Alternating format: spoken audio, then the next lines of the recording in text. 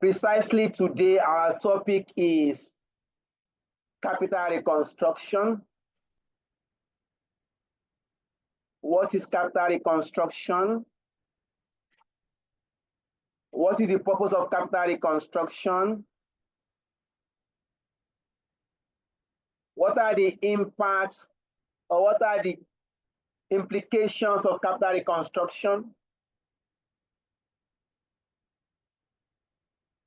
What are the principles of capital reconstruction and what are the steps involved in a capital reconstruction?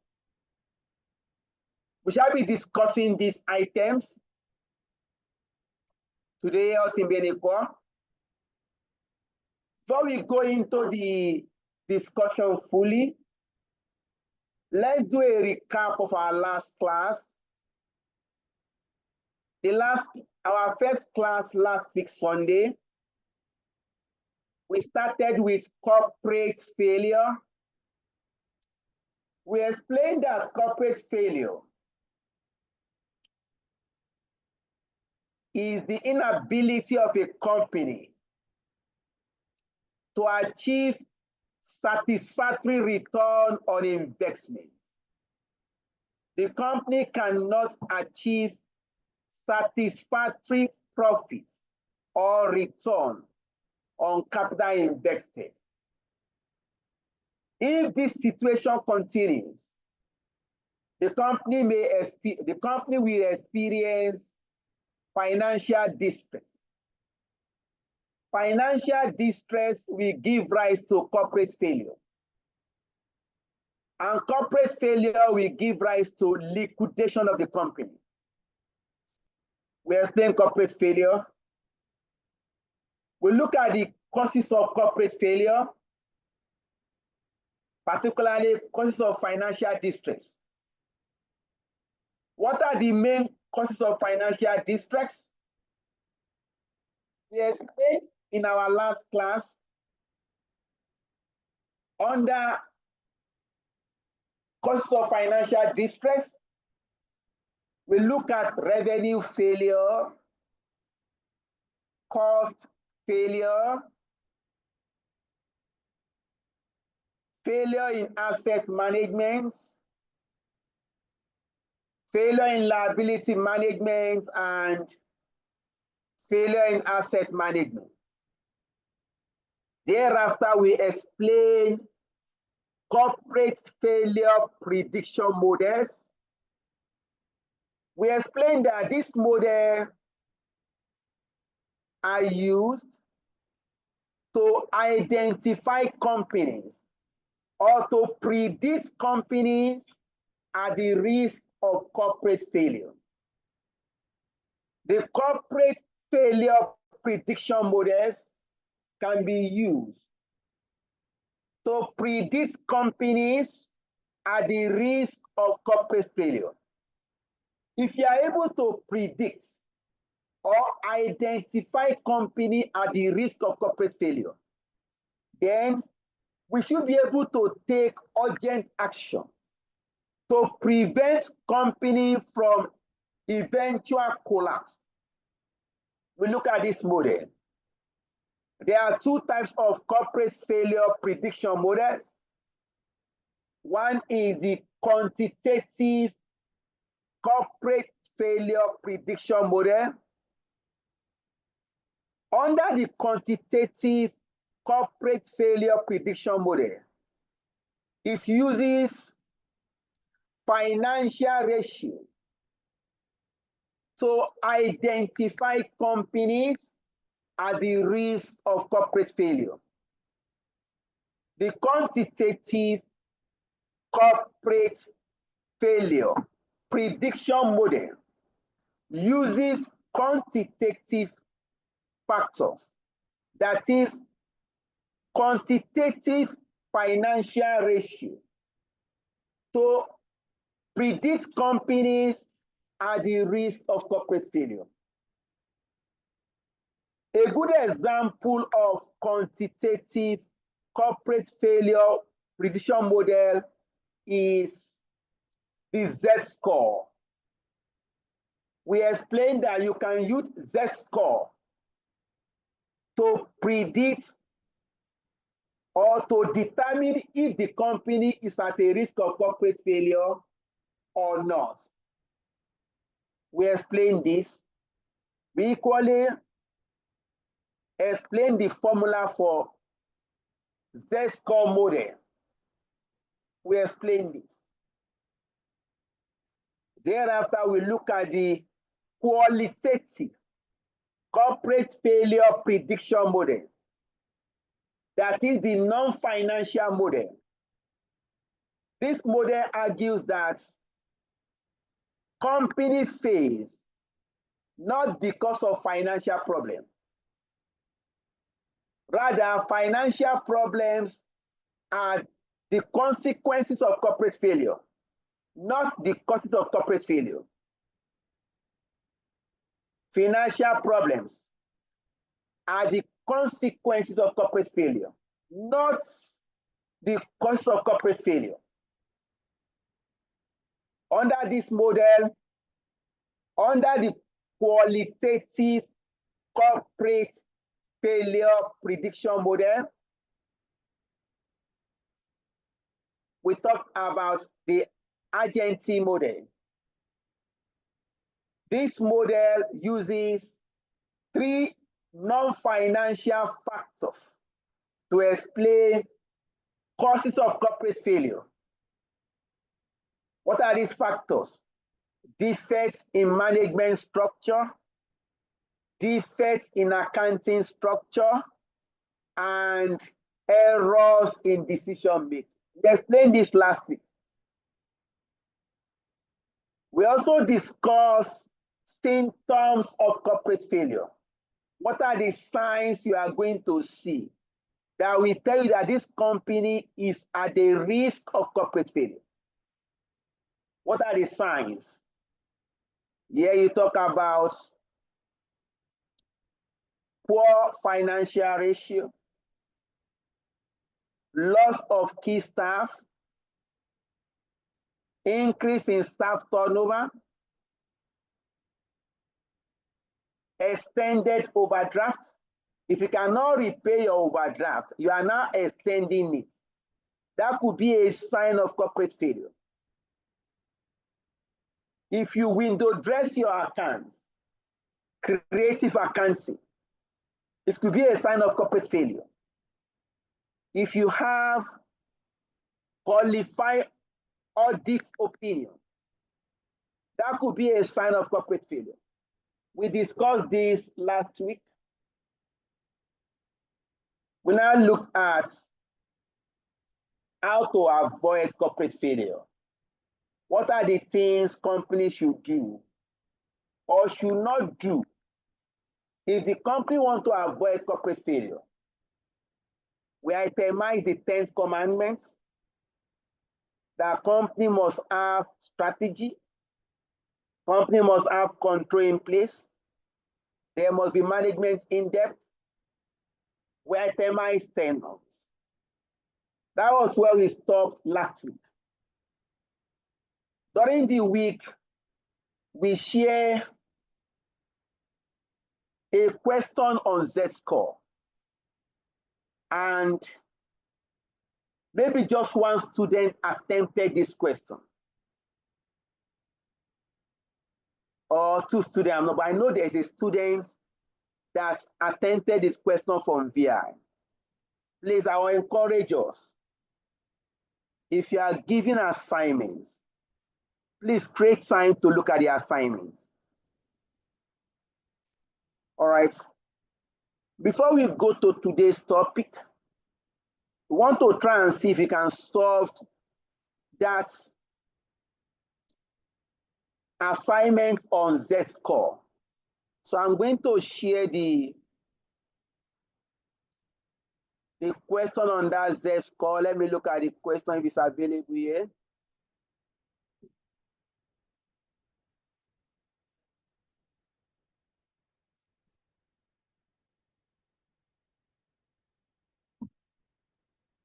So that thing do I have there?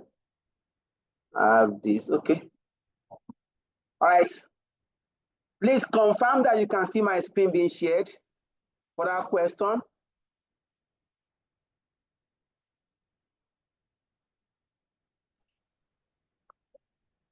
Yes, I can see it. All right, let's go to the question together quickly.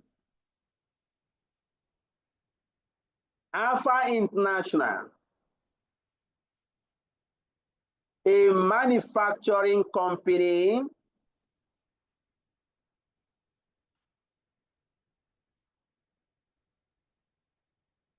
has been experiencing financial difficulties.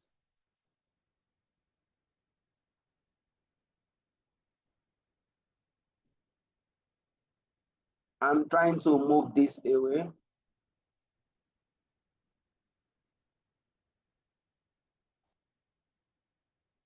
Okay, I've been experiencing financial difficulties.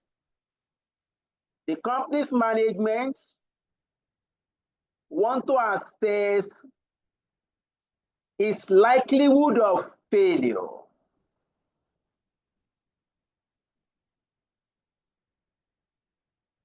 using ATMA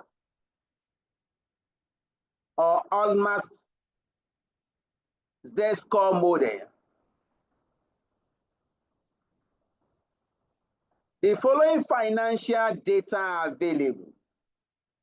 Net sales $100 million, total asset $150 million, total liabilities $80 million, market value of equity $50 million, net income negative $5 million, total debt $60 million, current asset $30 million, current liability $20 million. Using the Atman Z-score model, calculate the Z-score and interpret the results. If the Z-score indicates a high likelihood of failure, what steps can the company take to mitigate this risk? The question has been read. We have to calculate the Z-score based on the parameters provided by this question. Now, move to the solution aspects.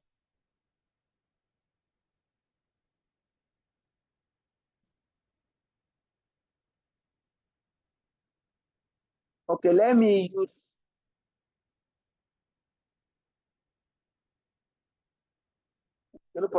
this solution for this. Let's provide solution to the question.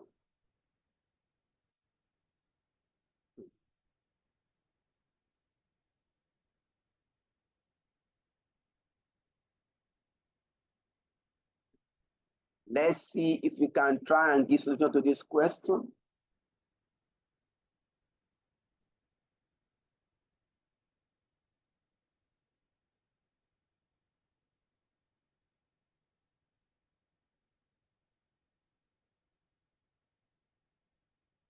Okay.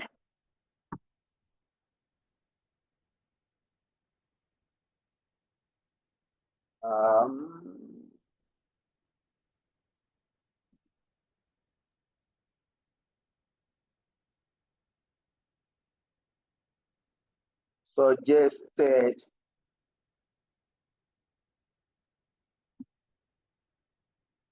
solution.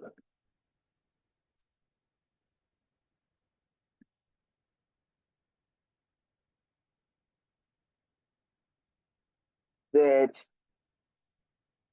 score. All right. Let's work with this. Of course, the first thing to do is to introduce your formula for Z-score.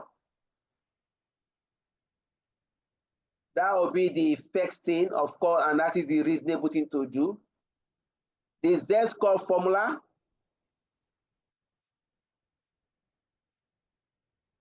is equal to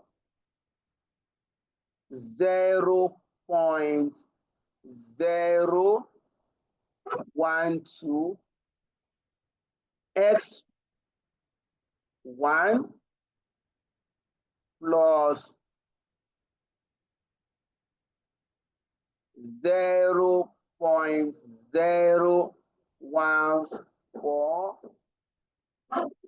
x2 plus 0.33 x3 plus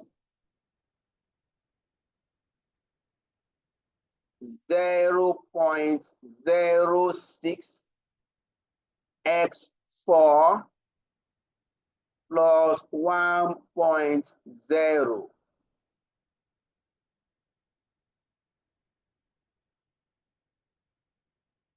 x5.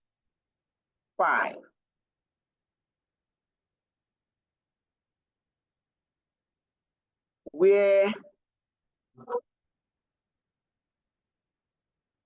x1 is equal to working capital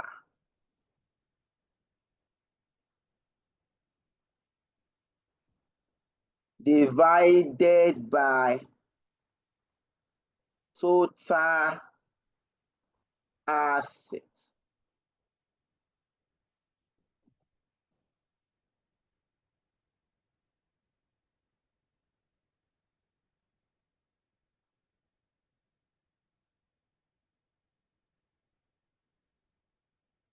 X2 is equal to retained earnings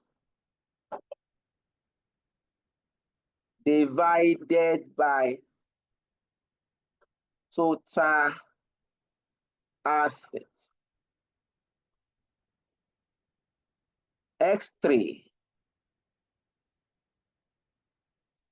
is equal to earnings before interest and tax divided by total assets. S4 is market value of equity divided by total, let me take that away,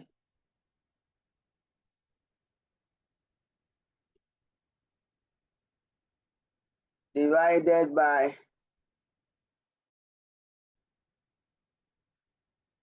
book value of total debt. And X5 is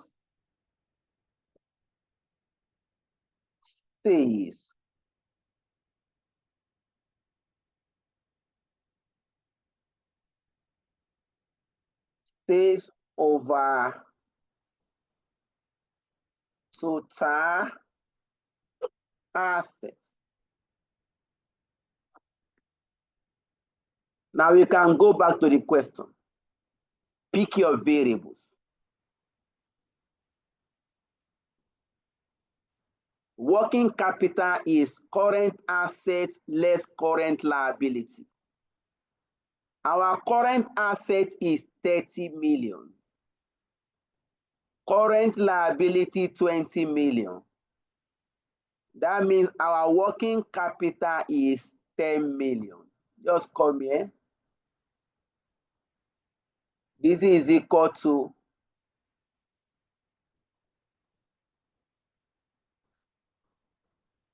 30 million. Let's use Naira sign here, minus 20 million.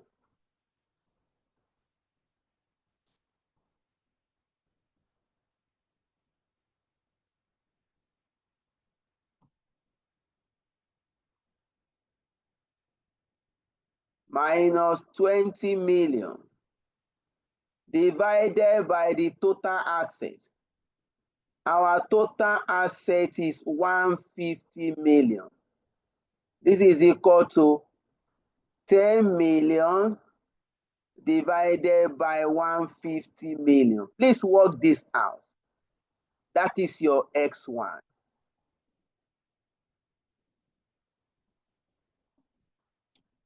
Supply answer, please. You should have your calculator closer to you.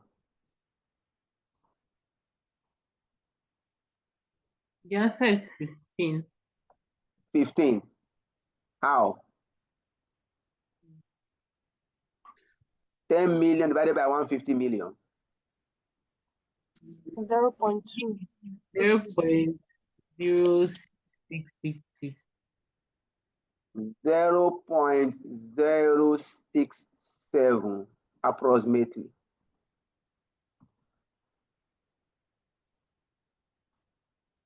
S2. Retain earnings over total asset. Let's go back to the question. Your retained earnings is your retained profits. In this question, we are not giving the retained earnings directly, but we have the net income. The net income, that is our retained earnings. The net income from this business is negative 5 million. So you pick it.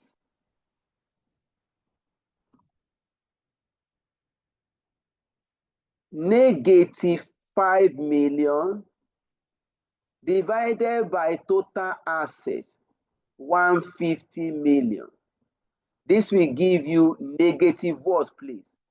5 divided by 150. 0.033. 0.033. You move to the next one. Profit before interest and tax. Go back to the question again.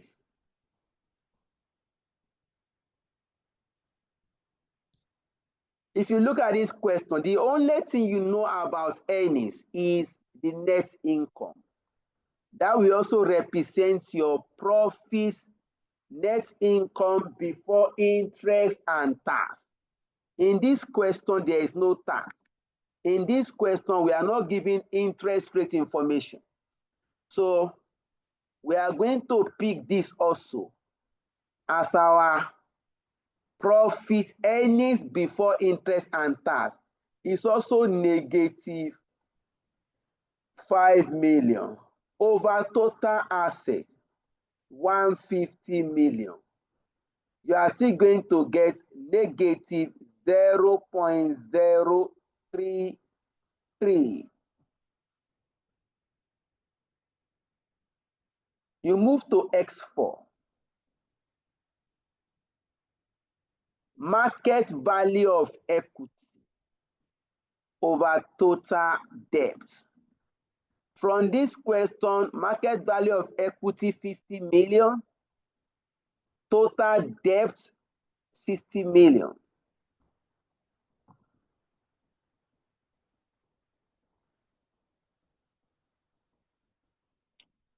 This is 50 million over 60 million.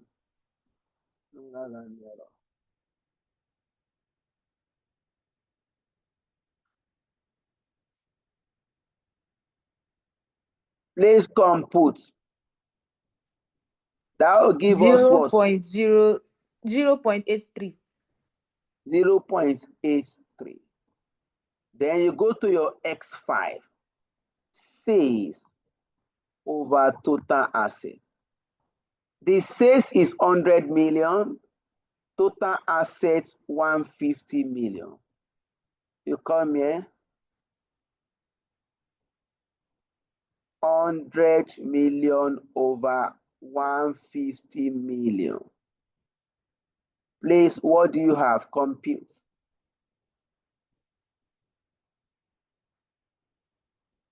0 point 0 points 67. 0.67. 0.67. You have gotten the variables now for x1, x2, x3 up to x5. You now go back and substitute this in the formula. The z-score formula again, I'll bring it here. Z-score, without wasting time, is equal to 0.012 into bracket x1. Our x1 is 0.067. I'll close my bracket. Plus 0.014 into bracket x2. Our x2 is negative 0.033. I'll close this also. Plus 0.33 into bracket x3. Our x3 is negative 0.033.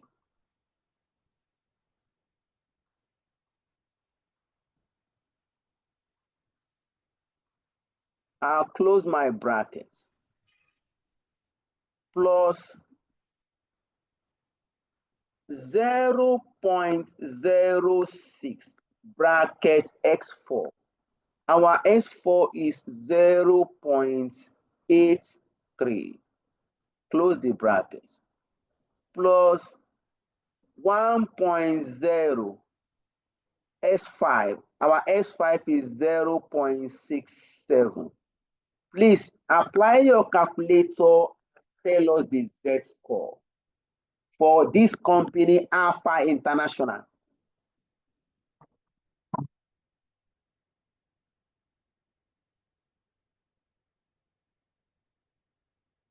Please apply your calculators and work out the z-score. My final answer is 0.731956. 0.73. 1956. You can approximate 0.73, Abby. Yes. Right. That's good. Any contrary answer to this?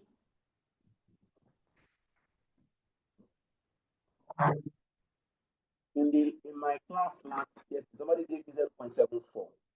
But see, it's still okay. Maybe it's rounding off errors. All right, that's correct. The z-score is 0. Okay, let me put it at the next page.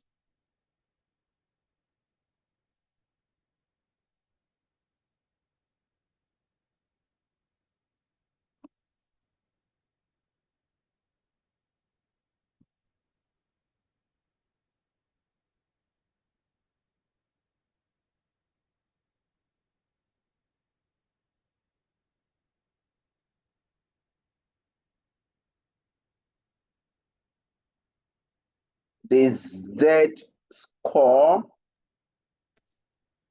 is 0.73. Based on this calculation, and also based on the criteria explained, if you recall, the criteria for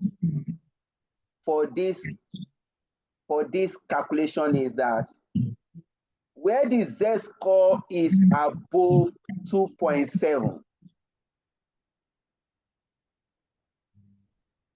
Just 1 minute. Somebody is disturbing the class.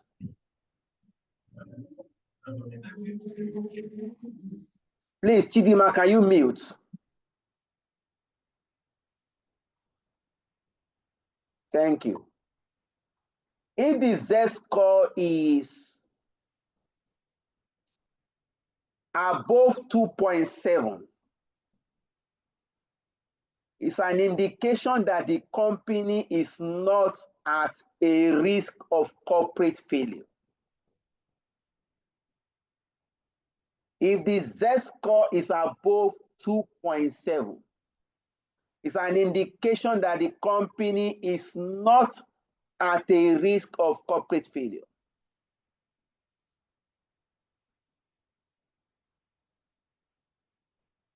If the Z-score is below 1.8, this is an indication that the company is at a higher risk, at an high risk of corporate failure. The risk is very high. The company is likely to fail. Then point number 3. If the Z-score is between 1.8 and 2.7, this is classified as gray area, where there is possibility of failure, but it is not high.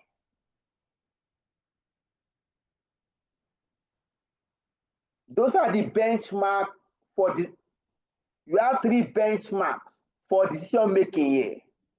Now, if you look at what we have calculated for Alpha PSC or Alpha International, we have 0.73.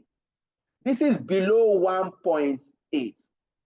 So our comment will be that Alpha International is at a high risk of corporate failure. Our comment will be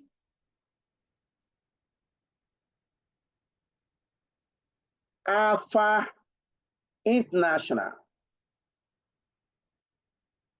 is at a high risk of failure.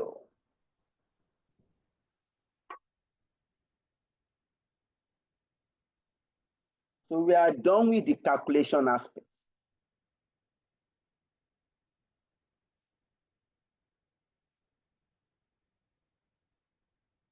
So using the Z-score model, calculate the Z-score. Using the Altman Z-score model, calculate the Z-score and interpret the results. So we have calculated, we have interpreted the results. This company is at a high risk of corporate failure. Next, if the Z-score indicates a high likelihood of failure, what are the steps? What steps can the company take to mitigate this risk? So, if you are assuming you have to advise this company, what steps can this company take to mitigate the risk of failure? Yes, the line is open for discussion.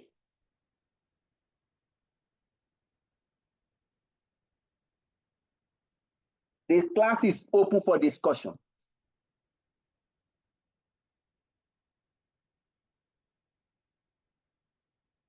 Oh yeah, oh yeah, oh yeah, oh yeah.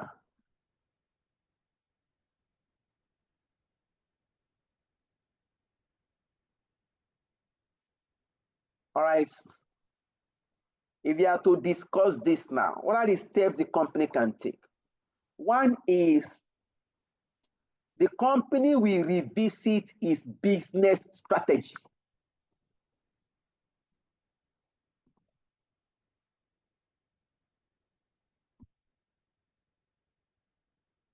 Let's check. Mitigating risk of failure, yes. What are the strategies the company can take to mitigate the risk of failure? Yes. No, sir. You want to answer?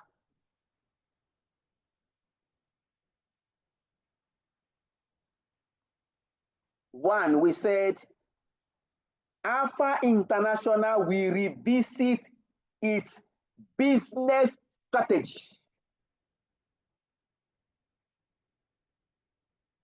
to look at the strategy if it's not working. Is the company generating sufficient revenue? You need to look at that strategy. 2, is the company managing its cost efficiently? You need to review your strategy.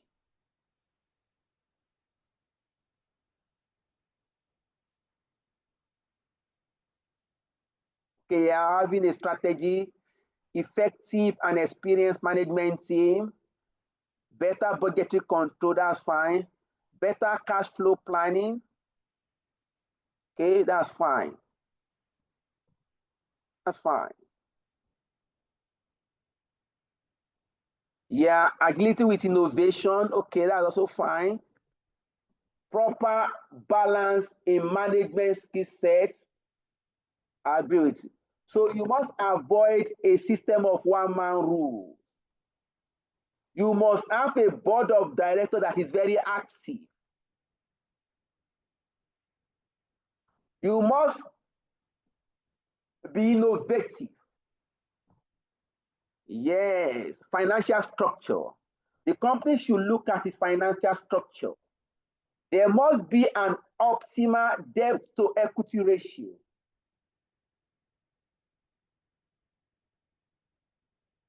Okay, that's fine. It's even fine that you are sending in charts.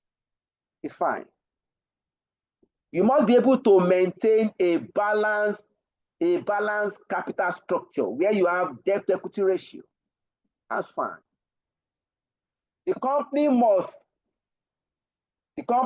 pay attention to its customers.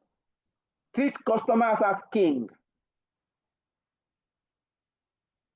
All right, Nusa, thank you for the input.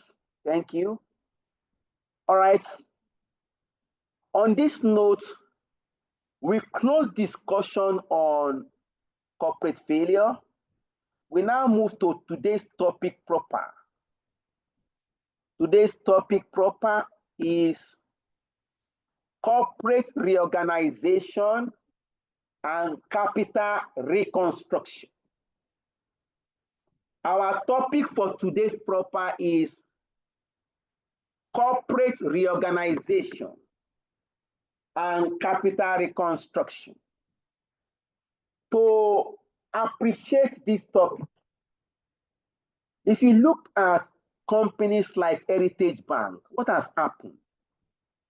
The bank has been declared non-fit. Look at Diamond Bank. What has happened to Diamond Bank? There's corporate reorganization under the arrangement of merger and acquisition. Because the bank was troubled financially. The bank was reporting losses over years.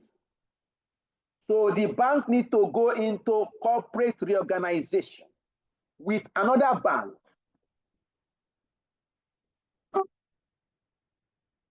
So what is capital reconstruction? Capital reconstruction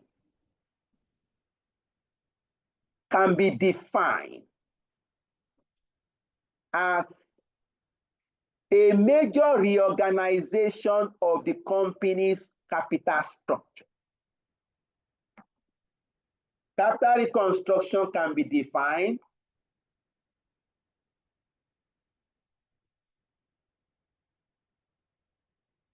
as a major reorganization of the company's capital structure.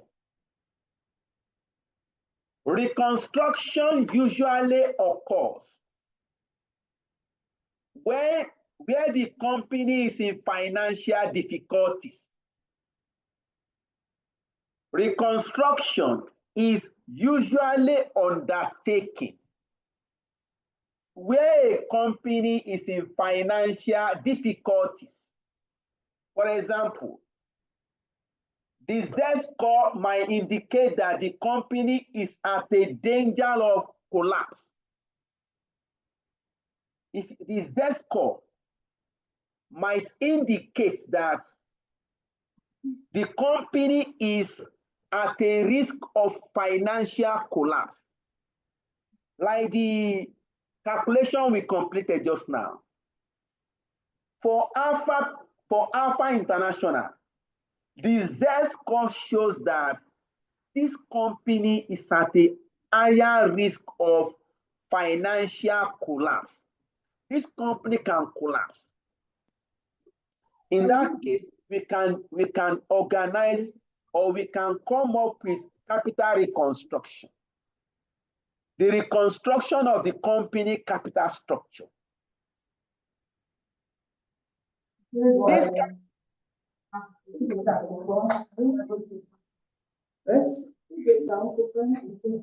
Gloria, please, can you mute?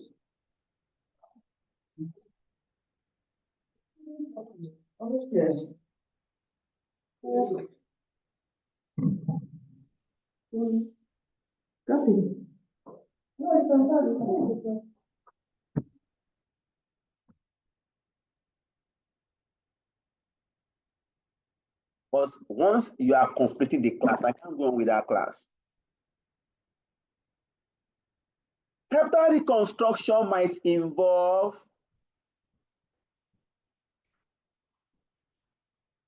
revaluation of assets, raising new capital to the business, conversion of debt capital into equity capital,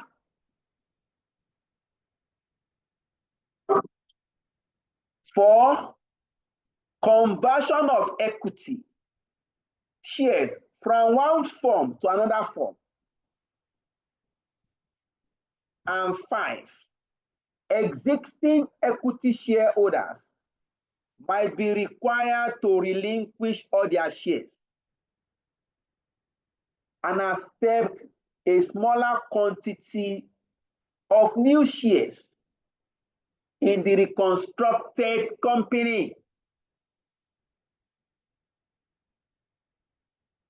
Let's take that again.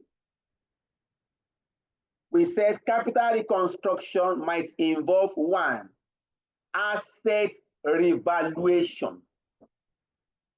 2, introducing new capital to the business. 3, conversion of debt capital into equity capital. 4, conversion of equity shares from one form to another.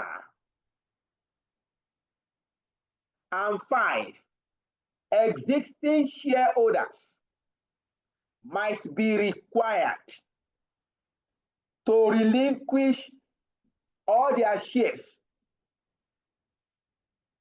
and accept a smaller quantity of new shares in the reconstructed company.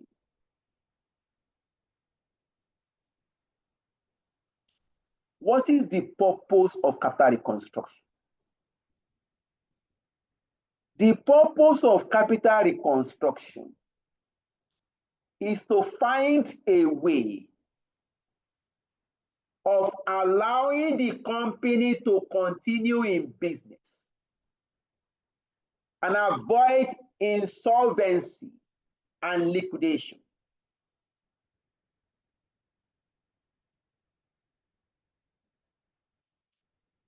One more time, the purpose of a capital reconstruction is to find a way of allowing the company to continue in business and avoid insolvency and liquidation. So if you are trying to reconstruct a company, what you are trying to do is you are looking for a way to make sure that this company does not collapse. This company continue in business and you avoid insolvency and liquidation. Note, a reconstruction is only worth considering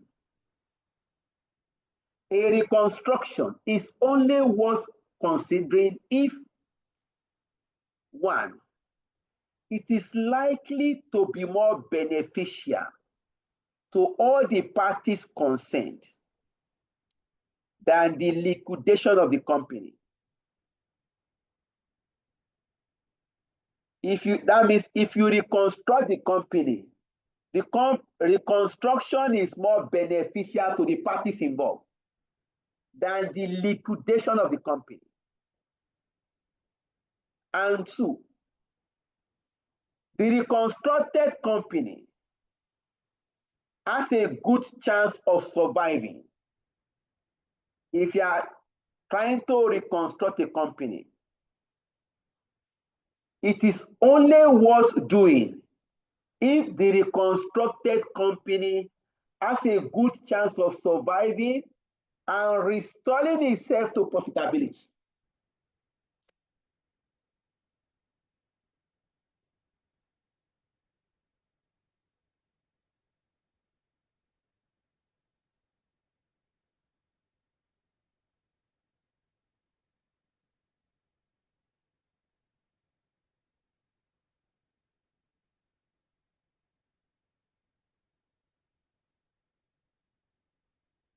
What are the consequences of capital reconstruction? One, reduction in total debt of the company. The reconstruction scheme could lead to one, reduction in the total debt of the company because some debt capital will be converted to equity capital. Because some debt capital might be exchanged for equity capital. That is one implication of capital reconstruction. Two, defer the repayment obligation of other debts. Other debt obligation may be deferred or postponed to future period.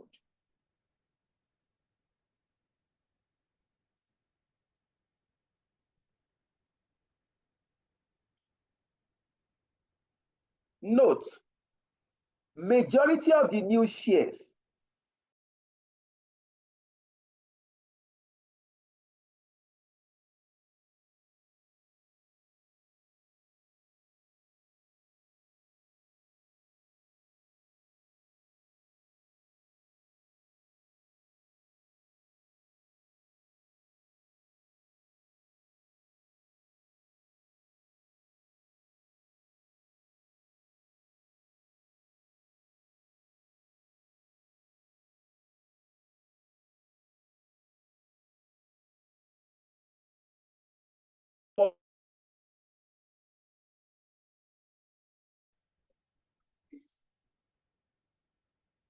sorry, I have a technical, I have a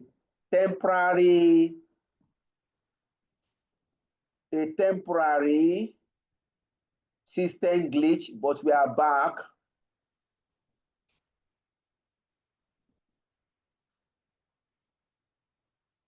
Now, the concept of capital reconstruction is that if there's reduction in total debts and deferral of interest payments and principal repayments on other debts, this can allow the company to make profit and achieve positive cash flow. You know, if you convert debt to equity, that means you are not repaying the debt again, the loan again. That will preserve your cash flow. Also, by converting debt to equity, you are no longer going to pay interest again. That will reduce your interest expense. Your interest expense reduction will reduce the cost of the business. If there is a reduction in the cost of the business, That could give rise to increase in your profits. So if the company is able to, if the reconstruction succeeds,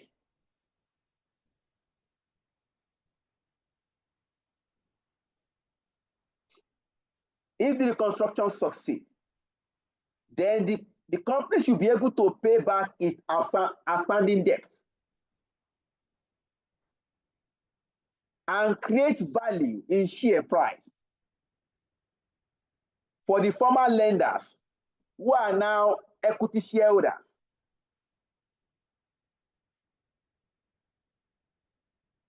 I'll take that point again.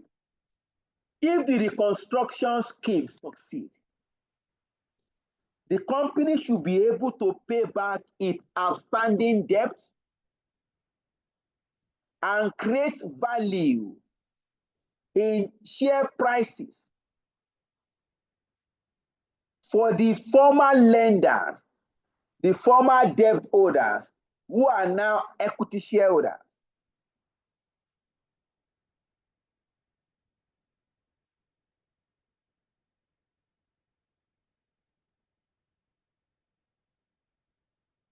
What are the problems with capital reconstruction? There are like two major problems with capital reconstruction. There are two major problems. One is finding a reconstruction scheme that will benefit all the parties. It is difficult to have a reconstruction arrangement that will benefit all the parties. Number two problem is get the parties to agree to the proposal.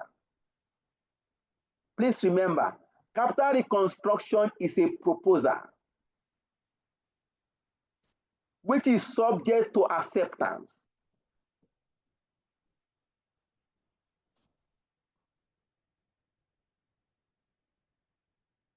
All right. We have discussed so far the meaning of capital reconstruction, the purpose of capital reconstruction, the implications of capital reconstruction, the problems of capital reconstruction. Our next discussion is the principles of capital reconstruction. If you are talking of capital reconstruction, three principles must be in place.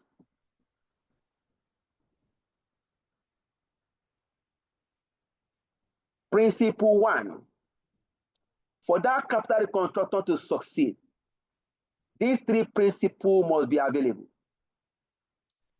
One is no creditors must be worse off under reconstruction. No creditors must be made worse off under reconstruction than they will be under liquidation or receivership. Please note, liquidation, receivership is the same thing. No creditor should be made worse off under reconstruction.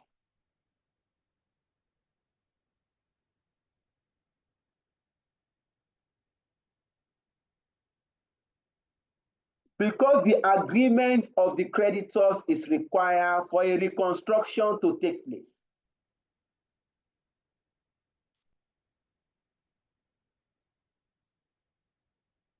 So they must not be made worse off under reconstruction. Number two, post-reconstruction profitability. Post-reconstruction financial profitability. This means that if you are trying to reconstruct there must be a good chance that the company will be financially profitable after reconstruction. You know, if you are talking of capital reconstruction, it means that the company in question is financially troubled.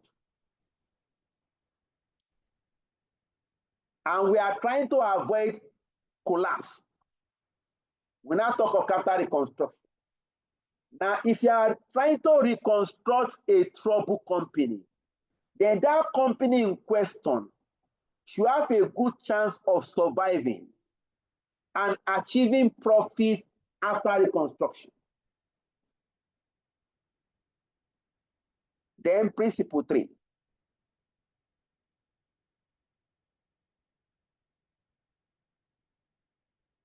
It must be able to be demonstrated that the reconstruction scheme is fair to all parties concerned.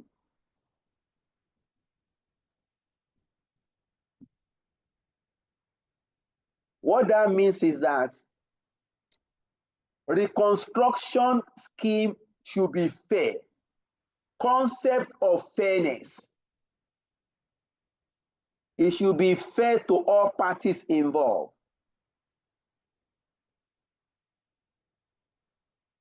The concept of fairness is important in assessing the suitability or acceptability of any proposed scheme. When we get to question, we are going to analyze fairness. We have different stakeholders in the company. You have the shareholders, the ordinary shareholders, you have the preference shareholders, you have the creditors groups, the ventures holders, bank, employees, and what have you.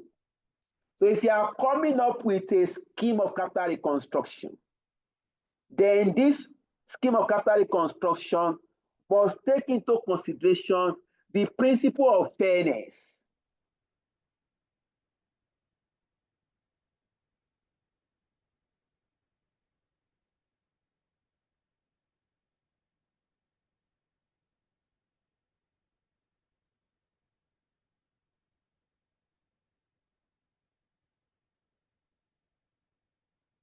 All right.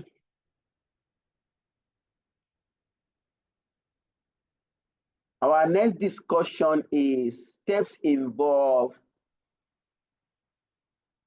when dealing with capital reconstruction. If you are to analyze a capital reconstruction scheme, what are the steps involved? You have like 6 steps. You have about 6 steps to involve in capital reconstruction scheme.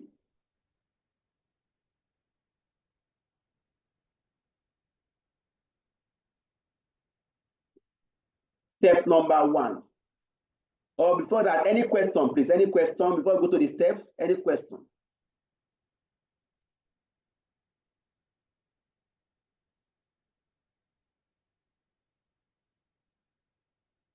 All right.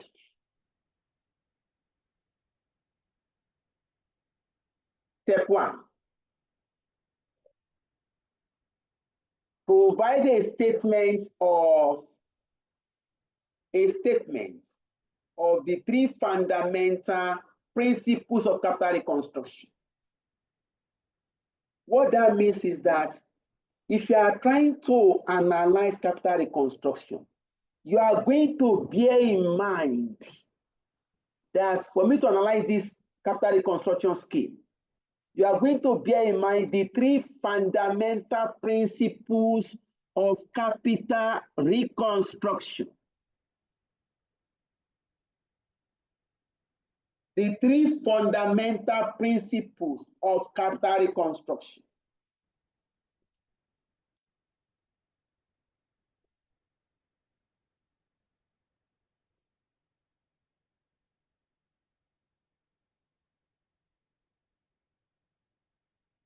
Now, step 2.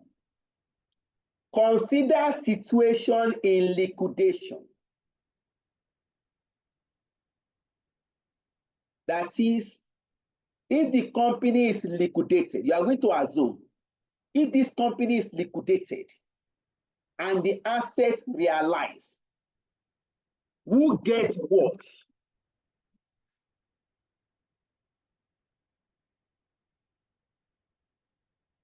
When you get to your step 2, you are going to ask yourself that, assuming this company is liquidated and the assets realized, how would the proceeds be distributed? Who gets what? What is the priorities of distribution?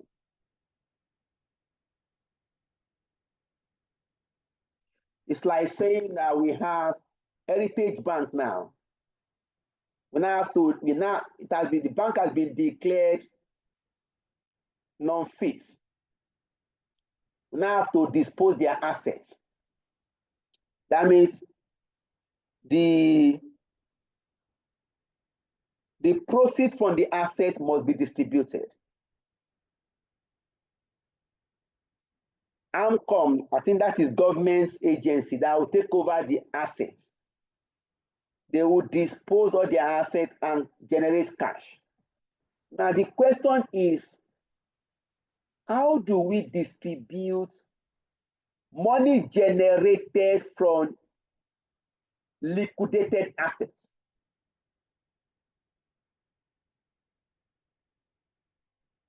Please, this aspect is a bit technical. Please, this aspect is a bit technical. And let me also say that you cannot use your intuition to distribute the proceeds from liquidated assets. You cannot use your own idea to distribute the money. The Bankruptcy Act specify how the proceeds from liquidated assets should be distributed. We cannot use our own personal idea. The law specify how the proceeds should be distributed. So we are going to look at the priorities of distribution.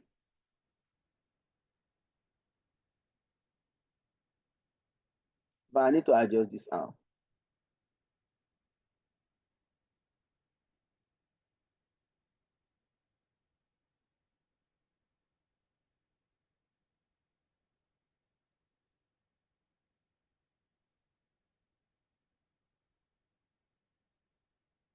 The priorities or the order of distribution is itemized below.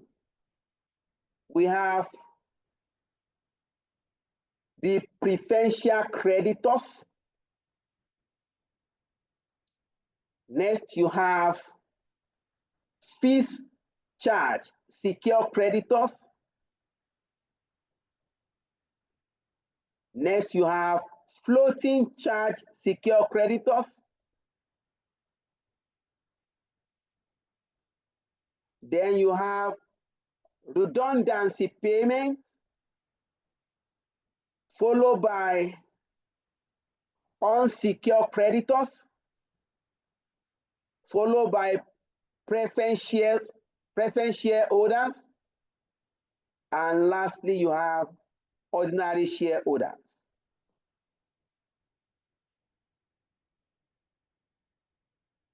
We have to explain these aspects with illustration.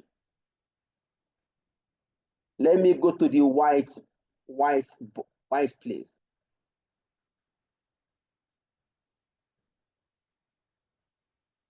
I want to explain that aspect. Okay, let me use here to explain small. The priority of distribution. Please remember we are in step 2. Want to explain the priorities of distribution. Look at the order, please.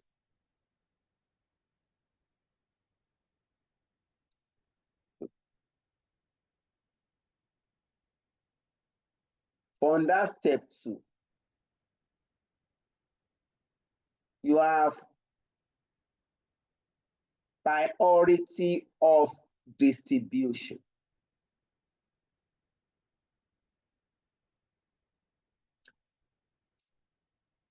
One, I will do slight adjustments here. The first person to look for is fees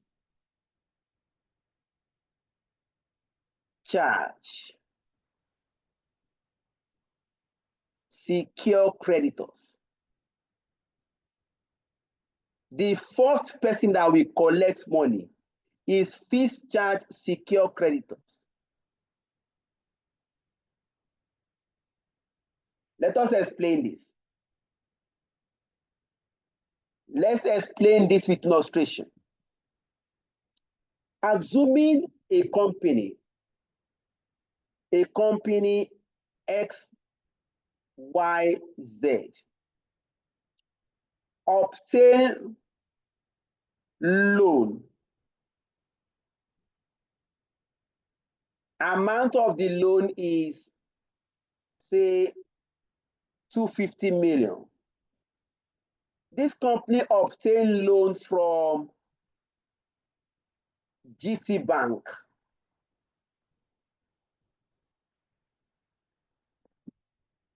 SYZ PSC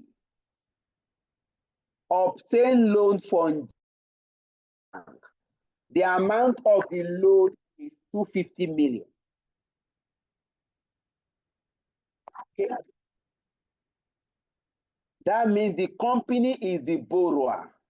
SYZ PSC is the borrower, while GT Bank is the lender.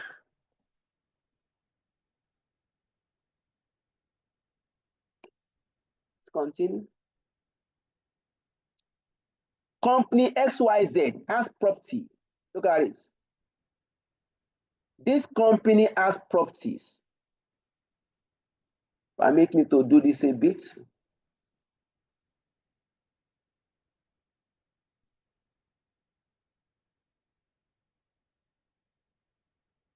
This company has properties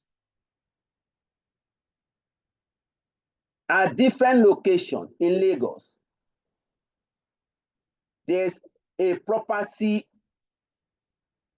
in Ikeja, another property in Ikoyi,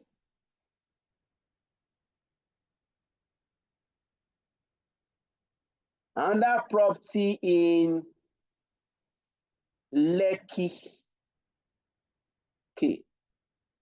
Company XYZ PSC has three properties in Lagos. One located in Ikeja, number 2 in Ikoyi and Lekki Aziz. Right. Now XYZ now said, okay, we want to use our property at Lekki. SYZ is using his property at Lekki as a collateral for the loan obtained from GT. This is the collateral for the loan obtained from GT Bank.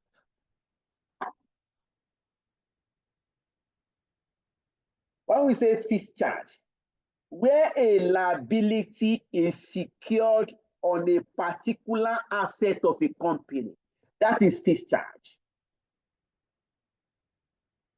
Hello? Fees charge occurs where a liability is secured on a particular asset of a company, that is fees charge. Is that point clear, please? Sir, please come again, sir. Okay. Fees charge. Look at this scenario here. XYZ obtained loan from GT and is using his property located at Lekki as a collateral for the loan. Collateral security for the loan.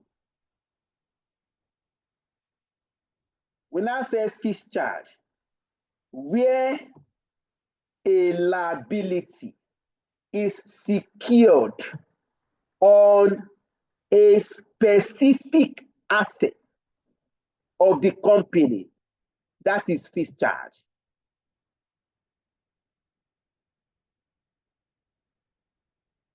Is that point clear? Yes, sir. In this case, this liability is secured on the property located in Lekki. That is fees charge.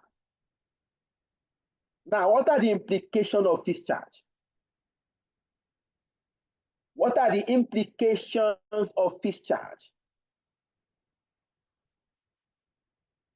In the event that this company cannot pay back the loan, in the event that XYZ PSC cannot repay the loan, just 1 minute.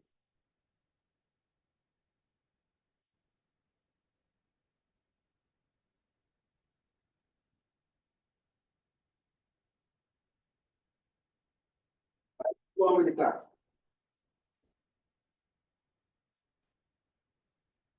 In the event that XYZ PSC cannot repay the loan, GT Bank will have direct access to the property located at Lekki in order to reclaim their money. They can only go directly to the property located as Lekki to claim their money or to claim its money. The bank will not have any rights to go to other properties of the company.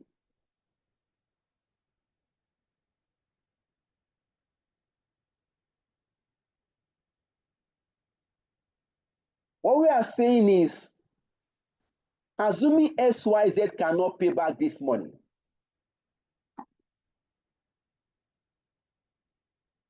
then GT Bank will have a right to the property at Lekki to recover their money.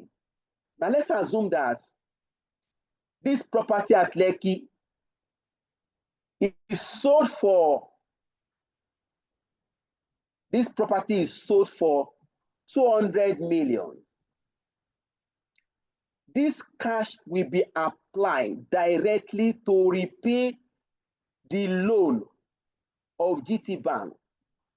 This 200 million will be given directly to GT as part of the loan they have given to the company.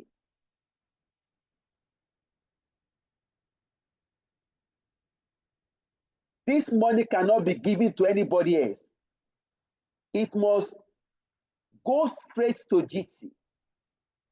That means this asset is not sufficient to cover the loan.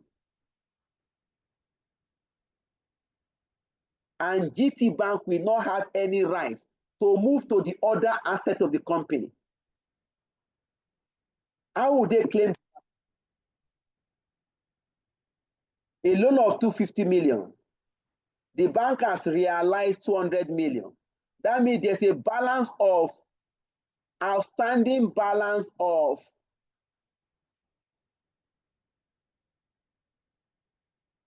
50 million. This 50 million will be claimed by the bank as part of unsecured creditors. Please note that this balance will be claimed as part of unsecured creditors. Bank will claim the balance of 50 million as an unsecured creditor.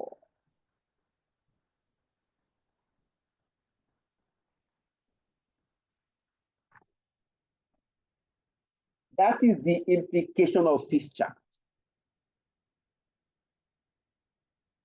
Any question, please?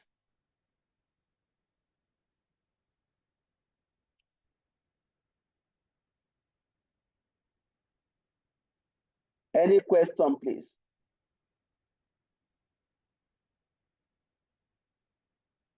The class is silent.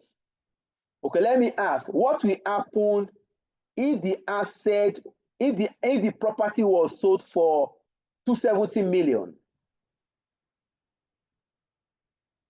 Let me ask the class, what will happen if this asset was sold for 270 million? Let me give you a try, sir. I can't hear you, sir. I said, let me give you a try. All right. Yes, Tony. Okay. In situation like this, because the money that is in question is 250 million, and the property was eventually sold for more than that value. So I think Okay. the bank being GTB will collect the actual money meant for them, while the other 20 goes back to the company. Correct. You are correct. In that case, very correct, Tony. In that case, where you have 270 million, then GT Bank will collect its own 250 million complete. The balance will be transferred to the company to settle other liabilities.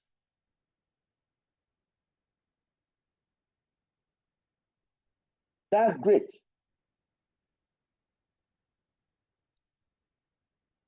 That is how to treat fixed charge. Next is, after fixed charge, we now talk of preferential creditors. Please, what we are discussing, that is how the law specifies it. The Bankruptcy Act specifies how the money should be distributed.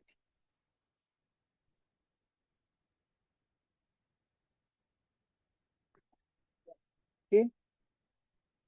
Number 2.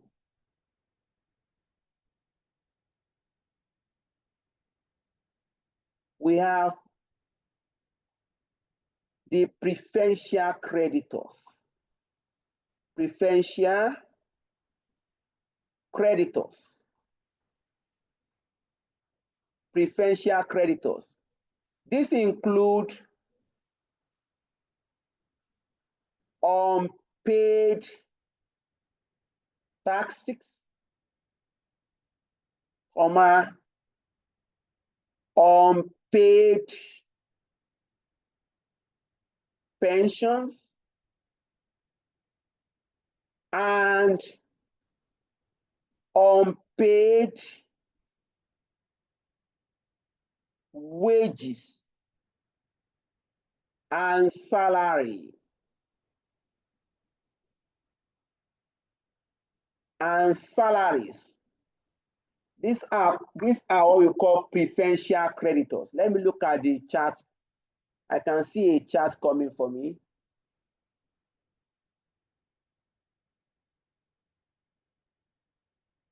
Okay, yes, Messi. You are right.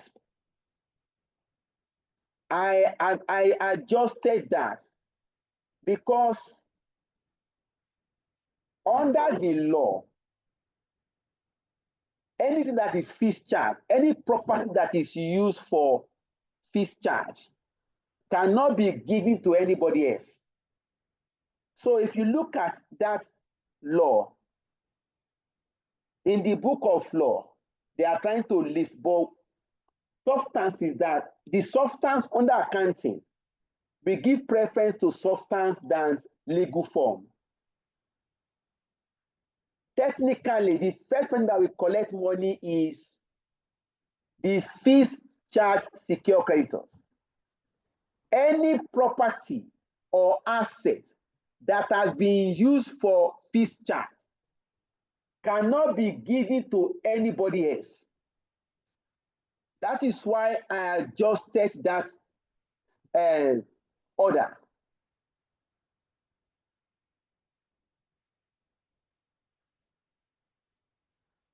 Okay. Now, the next group is what we call preferential creditors. Who are the preferential creditors? This includes 1, unpaid taxes, unpaid pensions, and unpaid wages and salaries. Let's explain this briefly. You know, if a company is facing financial crisis, it is very possible that that company may not be paying staff salary regularly again.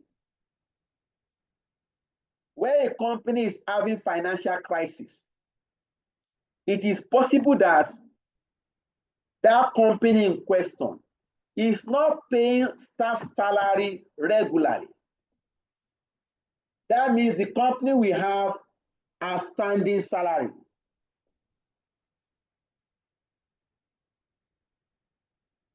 Unpaid wages and salaries outstanding.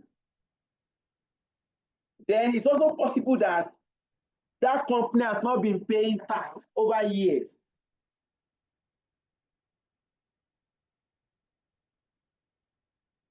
Because the company is troubled, the company can try to postpone its tax payment.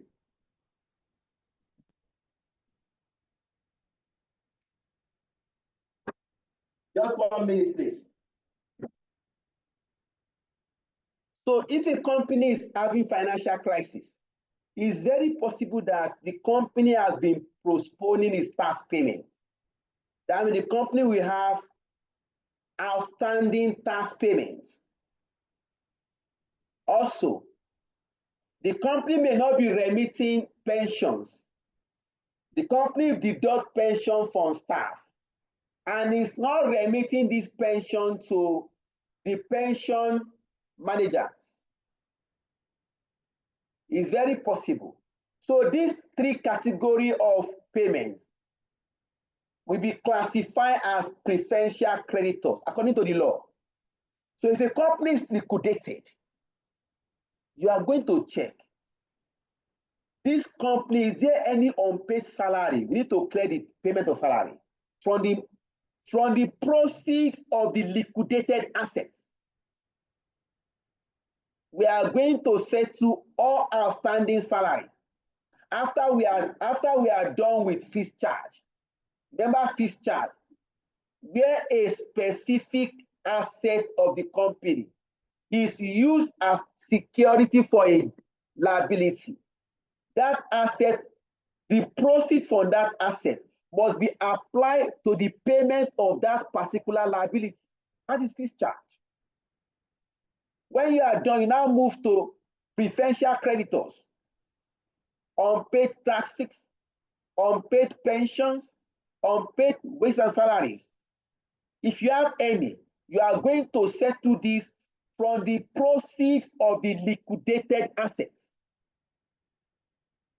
Next, you now move to number 3 order, floating charge secure creditors.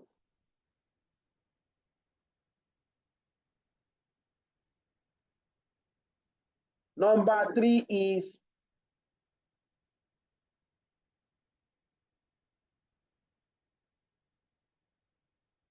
floating charge secure creditors.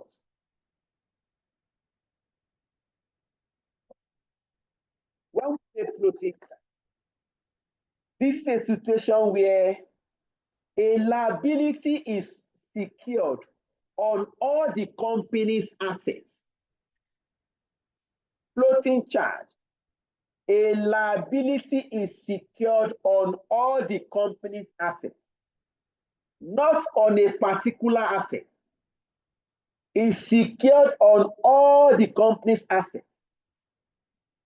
In the event that the company cannot pay back,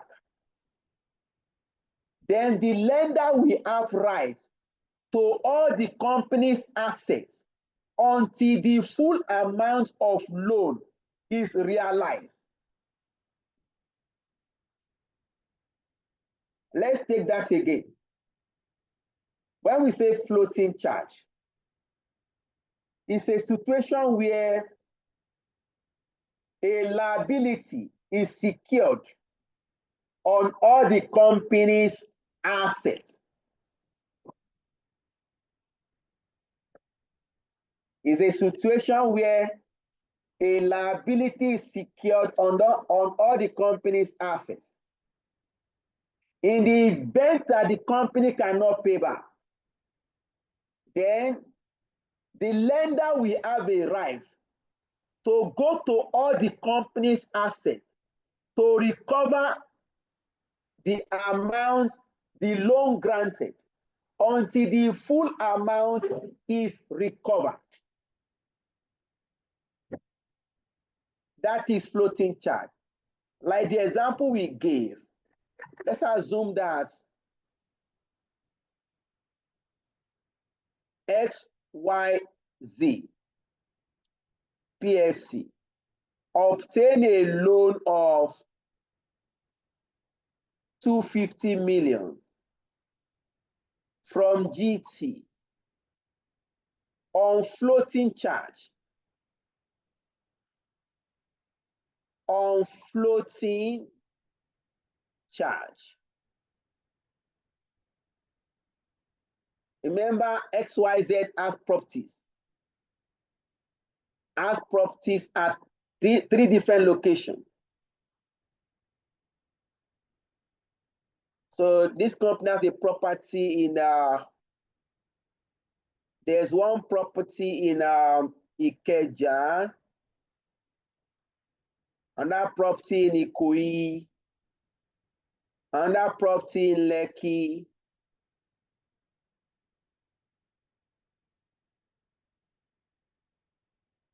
We now have a floating charge.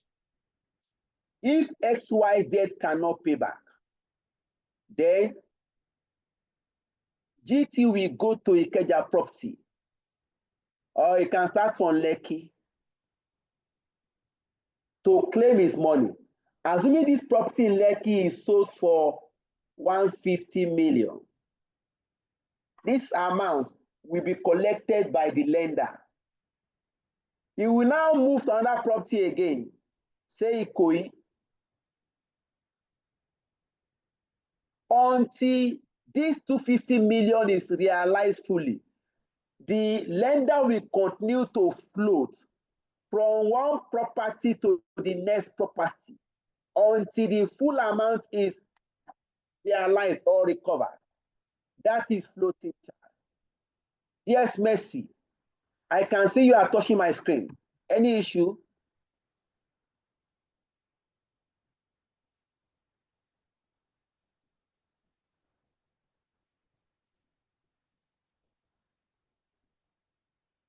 All right.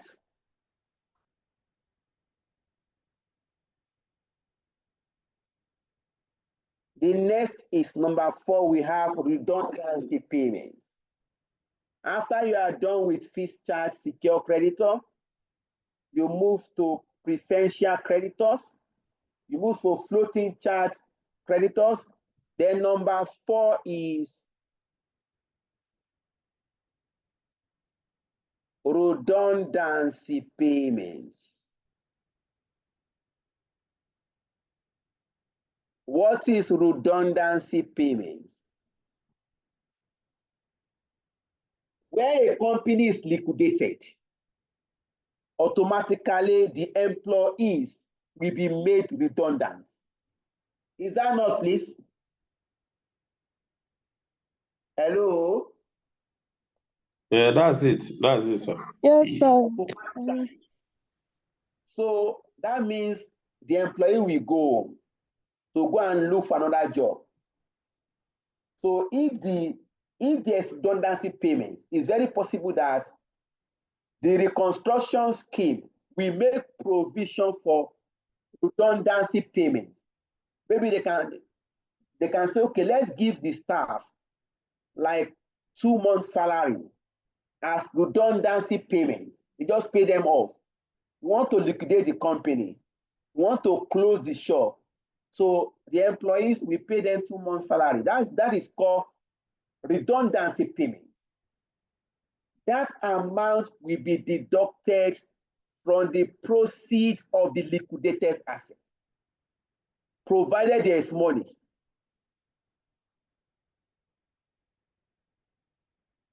When you are done, we now move to number 5 item. Number 5 item. Sorry, sir, please, can you explain the redundancy payment again? Okay. First, if a company is liquidated,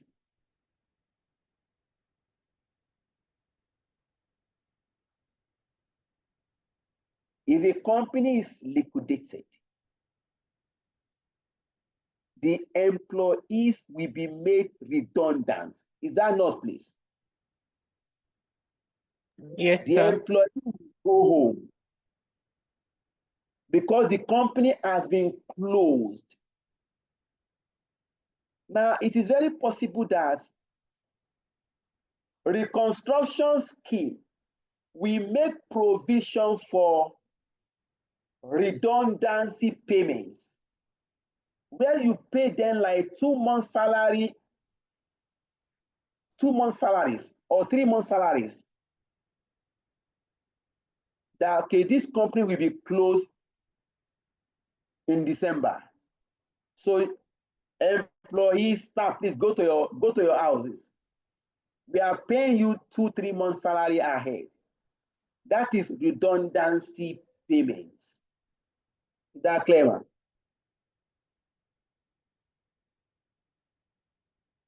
Is that clear, man? Yes, sir.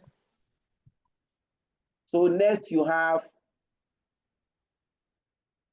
unsecured creditors. Unsecured creditors. Like bank overdraft, unsecured. Bank overdraft, unsecured. Like trade payables, unsecured. Trade payables.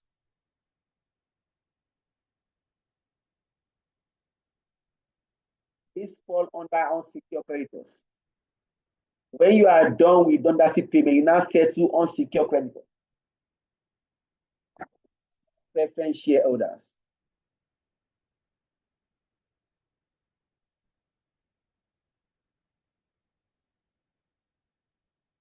We have preference shareholders. That's number 6. Preference shareholders.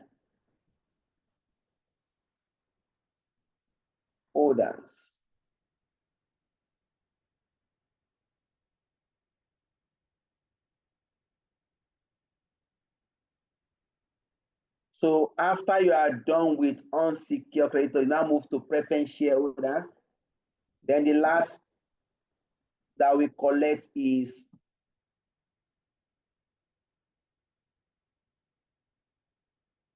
ordinary shareholders. So if a company is liquidated,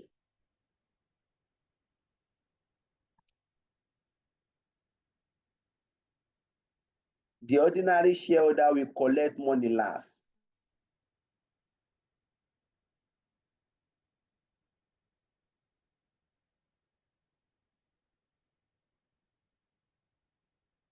That is, all this will happen in step 2. Any question, please?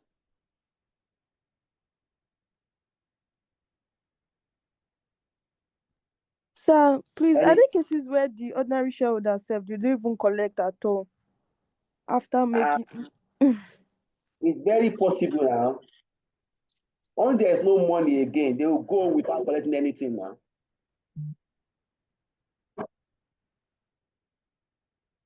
Is that clear? It is very possible that if a company is liquidated, the ordinary shareholders will not collect anything because the amount realized is not sufficient to settle everybody. So the shareholders will go without collecting anything.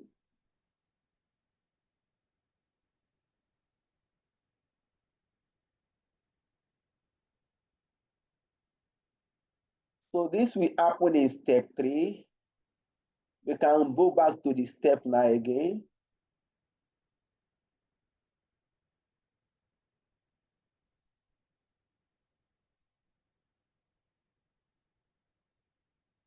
So step 4. So step 3. Our step 3, we are going to look at the cash position of the scheme.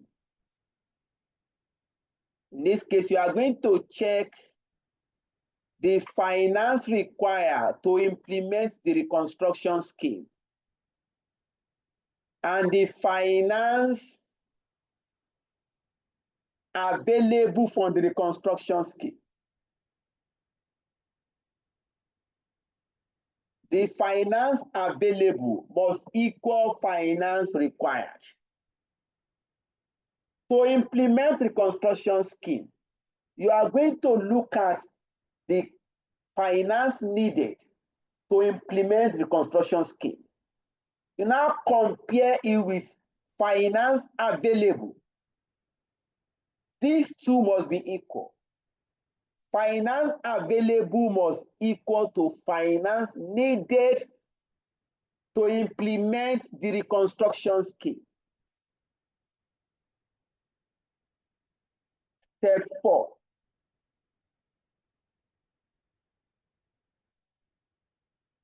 Text the post-reconstruction financial profitability. You must evaluate that if this company is reconstructed, the company can achieve profit. That will happen in your step 4. Step 5. Evaluate the attitude of the creditors group.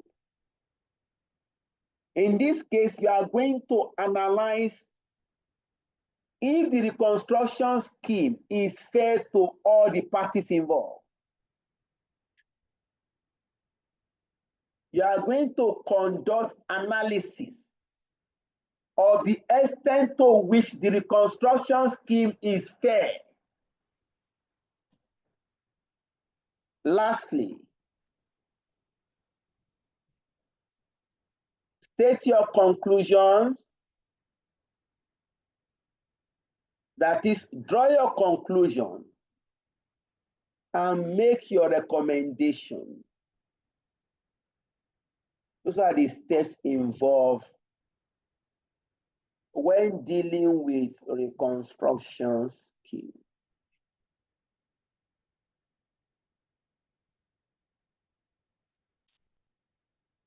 Any question, please?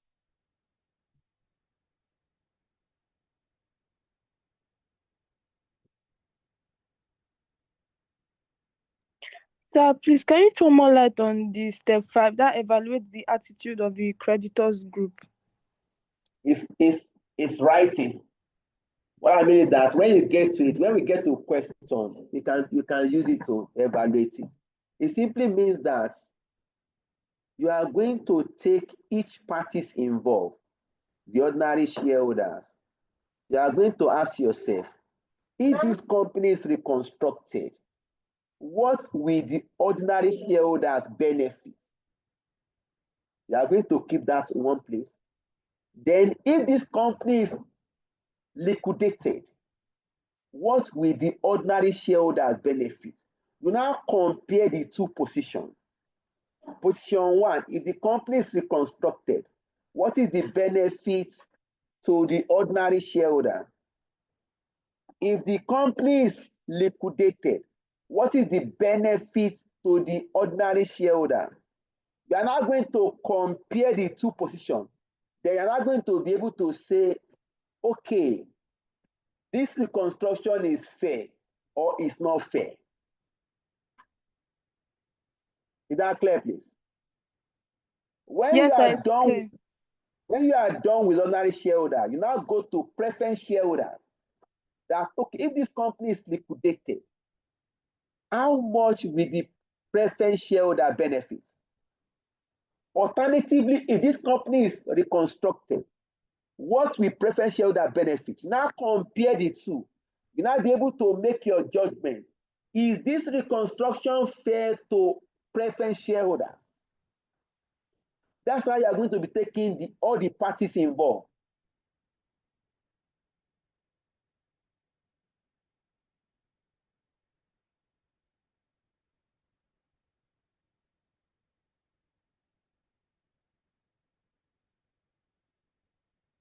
Is that clear, please? Yes, it's clear. Thank you. Okay.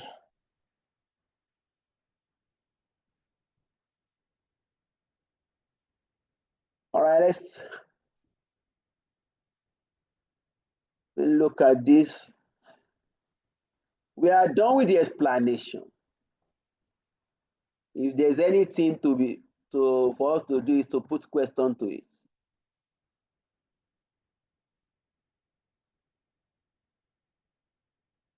So we are done with the explanation.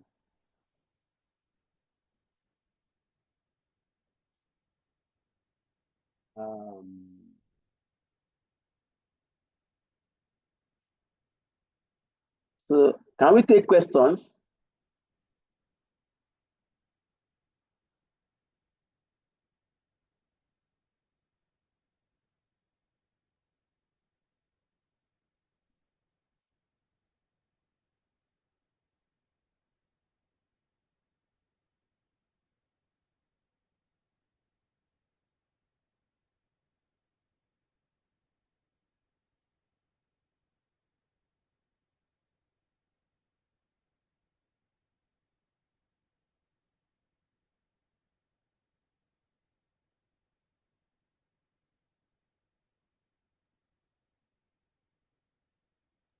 Sir, Yes, please. sir, please, how can you test post-reconstruction financial viability? What are the things or what are the elements you look out for to show or We to are see going that to okay? question. Question will make it clearer. Okay. You can't get everything like that without looking question. Okay, sir. Okay. It's better to apply question things. So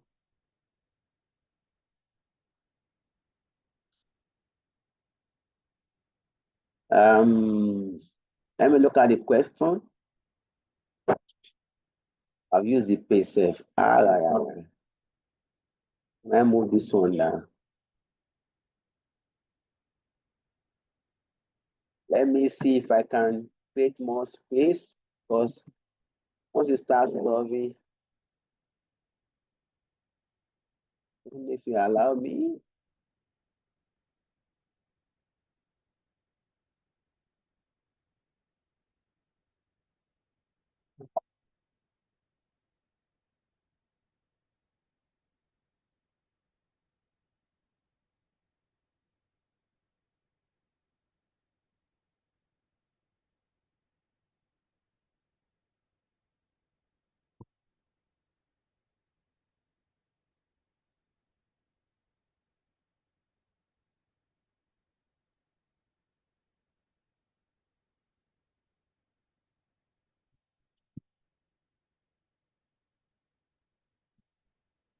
Let's see.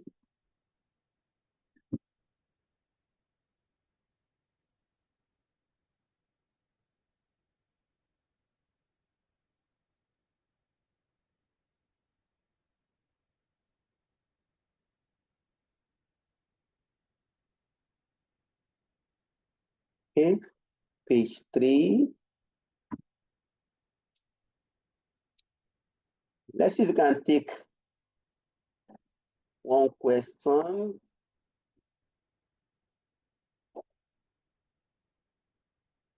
This page 4.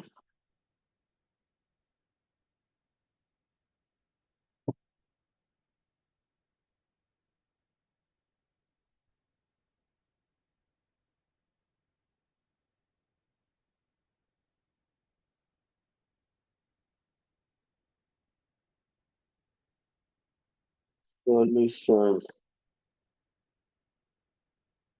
Suggested solution.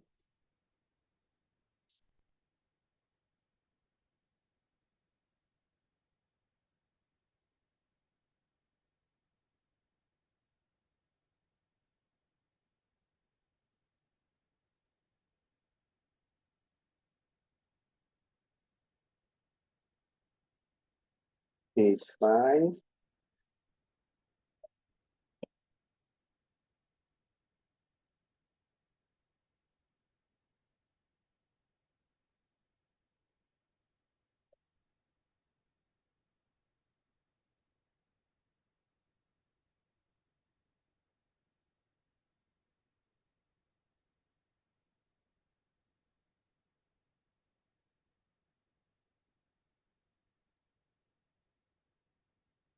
All right, let's look at question 2.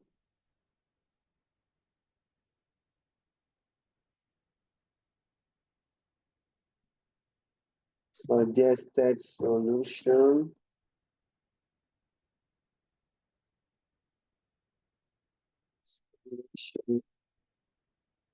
Page 6. I'm trying to create space for my solution.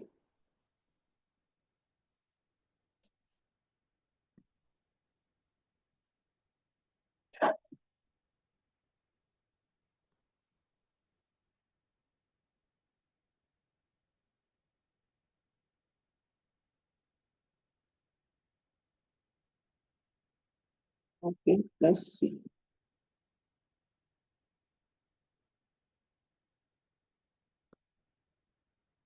All right.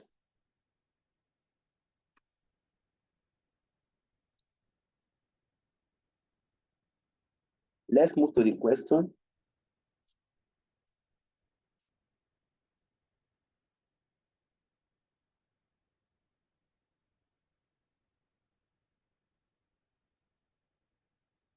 Let's look at illustration 2.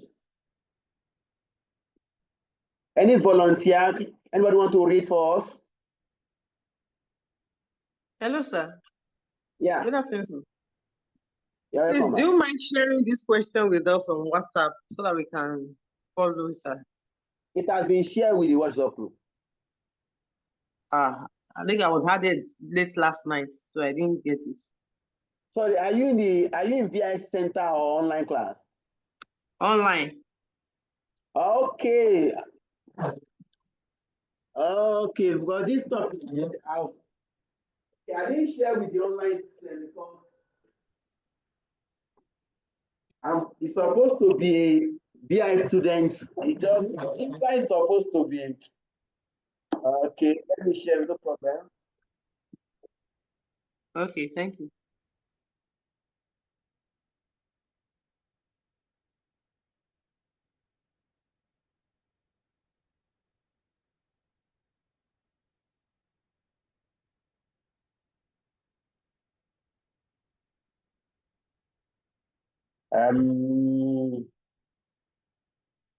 Okay, let me see.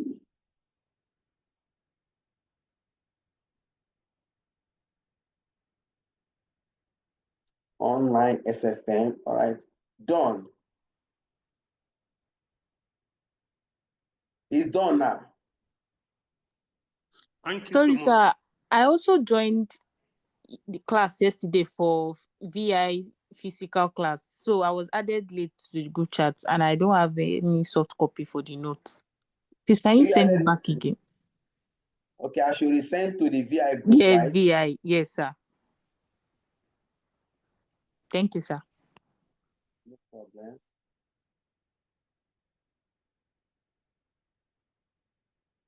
VI done.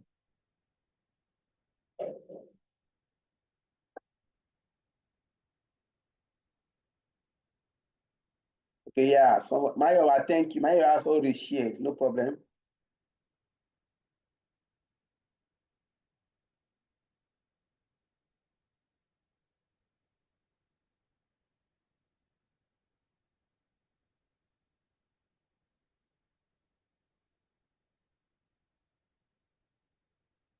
All right, we can go to the question now.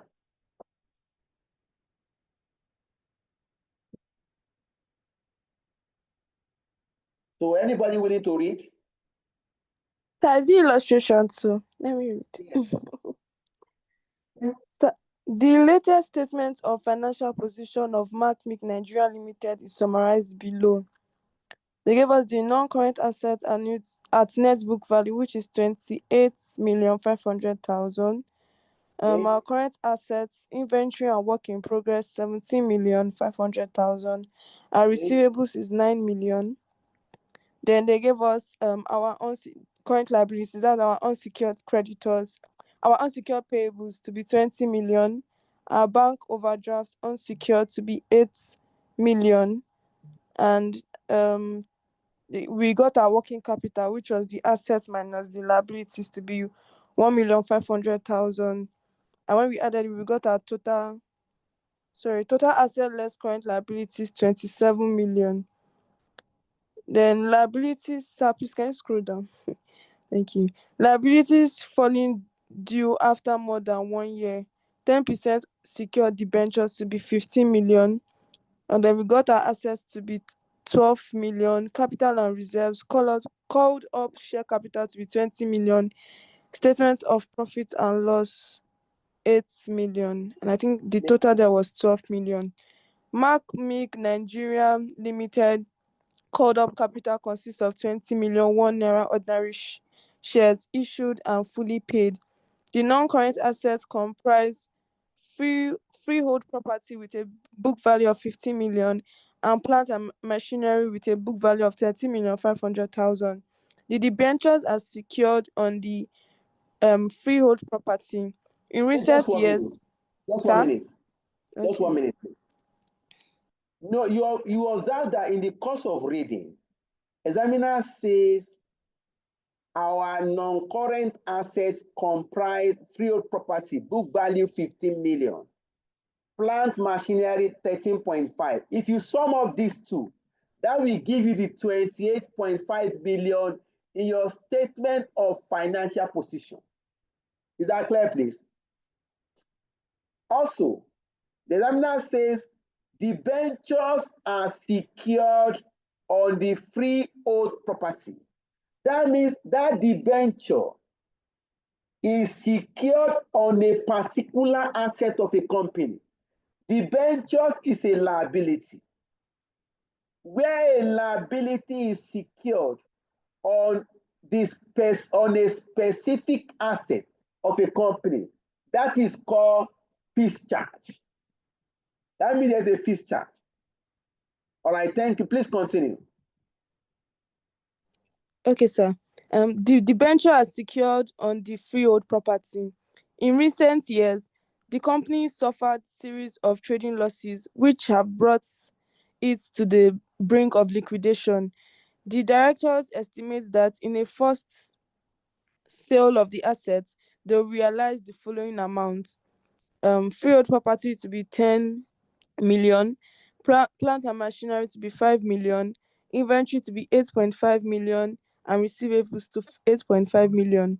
The cost of liquidation are estimated as 3,850,000.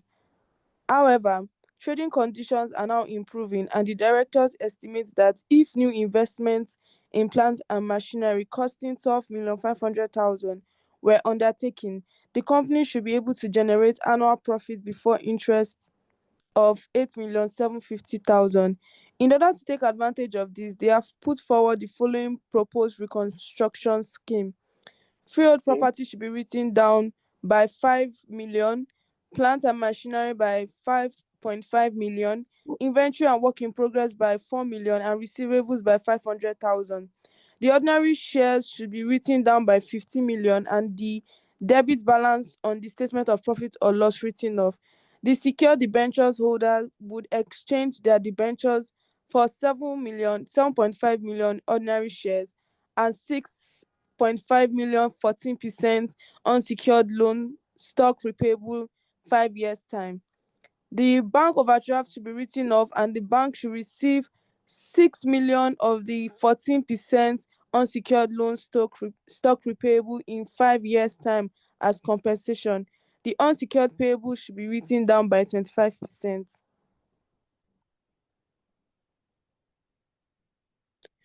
A right issue of 1-for-1 at par is to be made on the share capital after the above adjustments have been made, and 12.5 million will be invested in new plant and machinery.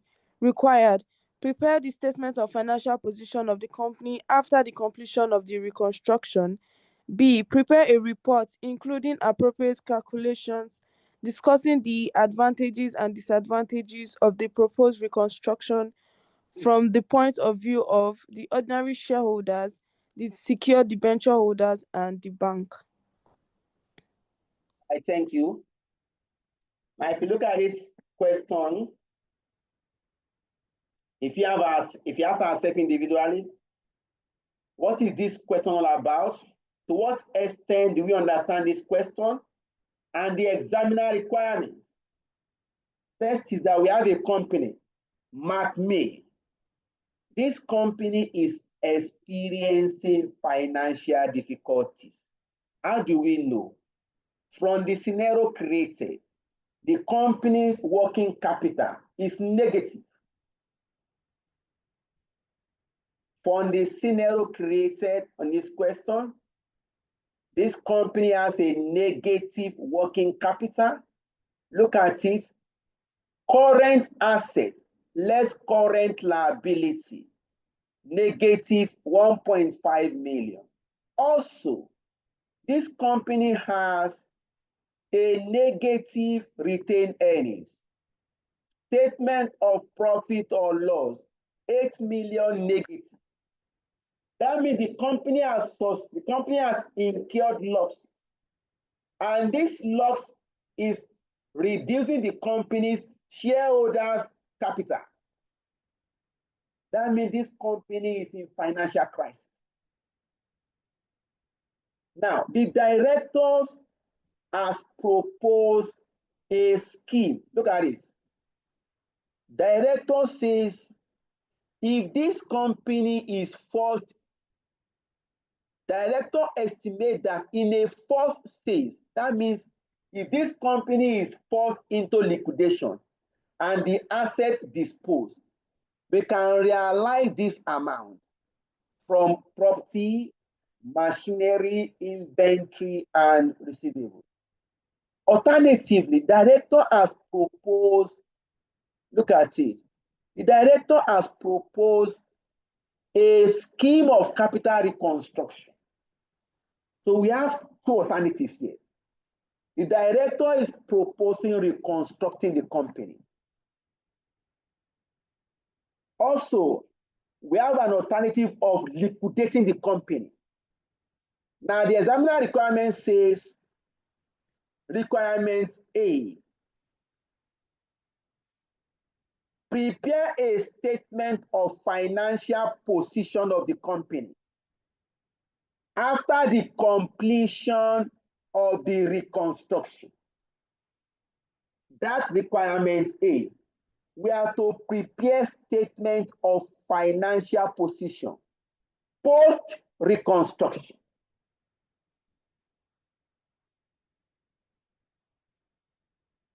Now, is this question clear to everybody? Let's assume it's clear. Let us move to the solution part now.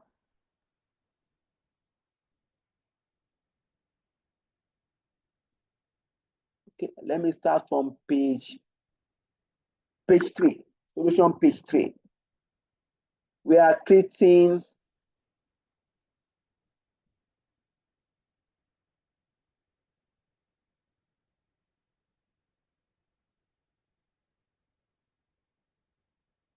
Yeah, you are correct. It's page 125. Yeah, you're correct. Is it 125? I think 123. So you can come here now. We are dealing with this question on okay. Question on mark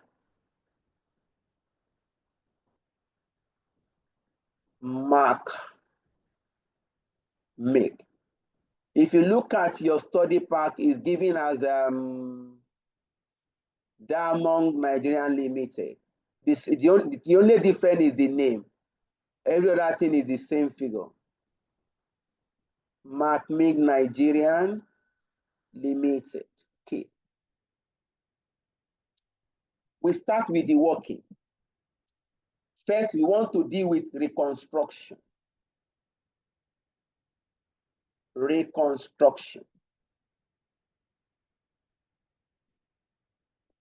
Working one.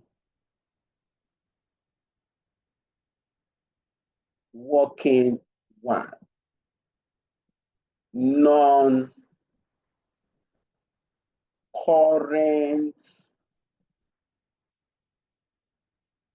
assets. Let's go back to the question.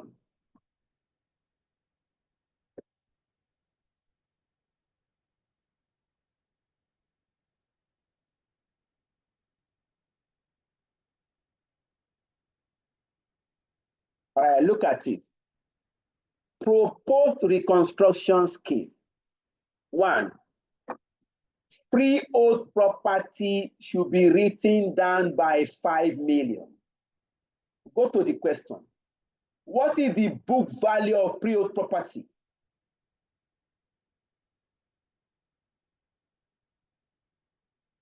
Look at the book value.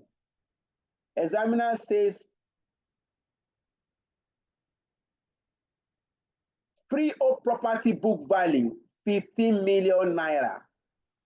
So we are to write this down by 5 million. Plant and machinery book value 13.5. We are to write down by how much? By 5.5. Let's go and treat this.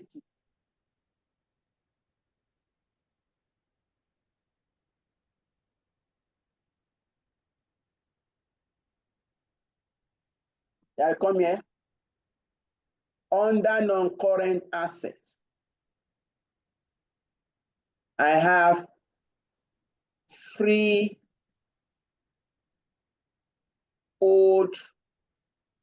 property.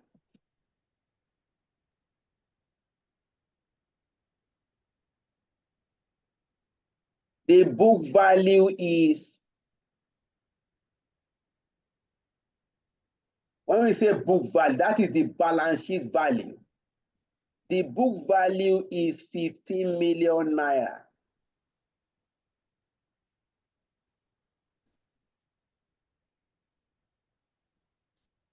This amount will be written down or write down by, when we say write down, that means reduce by 5 million.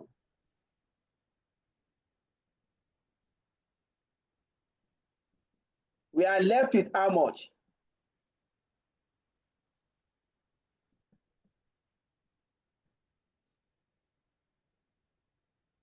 Write down by 5 million. I left with how much? 10 million. 10 10 million. million. We are left with 10 million. You can close this. Still under non-current asset, we have plants, sorry.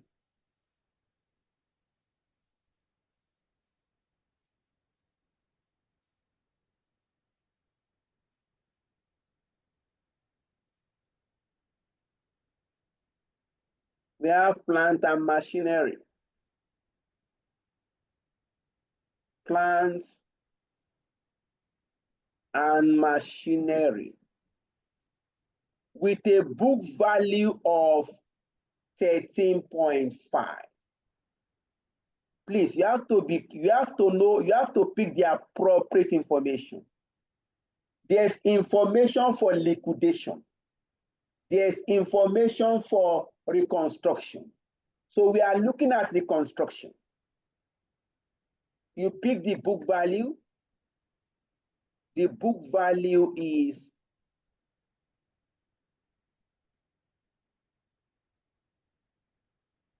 $13.5 million.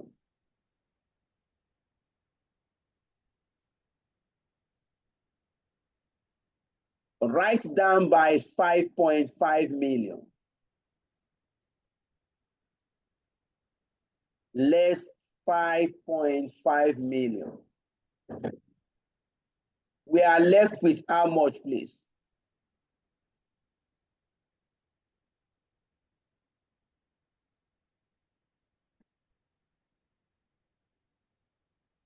We are left with 8 million.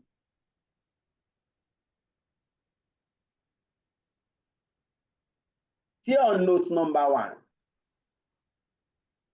examiner says inventory. That will fall under current assets. Please, let's create a space here. Something will still come here later on.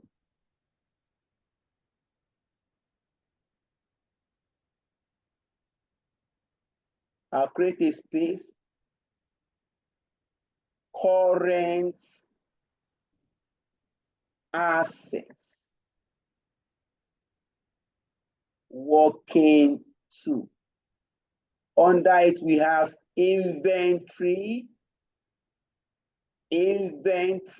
and work in progress. The book value of our inventory and work in progress is 17,500,000. If you check the statement you are giving originally, when we say book value, that is the balance sheet value. Value as stated in the statement of financial position. That is the book value. Examiner says write down by how much?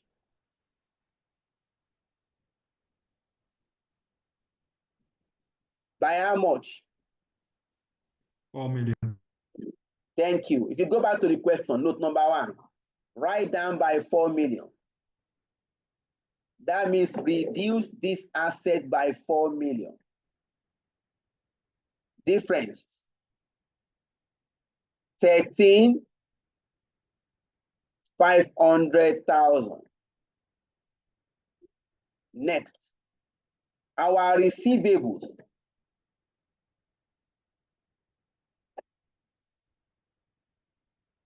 This is part of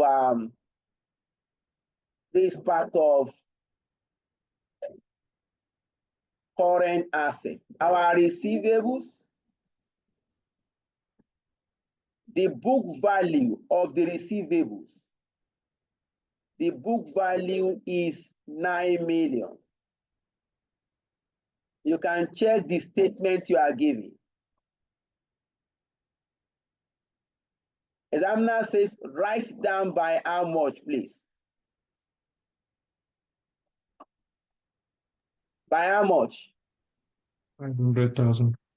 500,000. We are left with how much? 8,500,000. You are done with note number 1. Please note, this is what we call revaluation of assets. Remember we said reconstruction might involve asset revaluation, raising new capital, converting debt capital to equity capital, converting equity capital from one form to another form. The existing shareholder might be required to relinquish part of their shares or their shares and accept a smaller quantity of shares in the reconstructed company. We have treated note 1. Any question, please?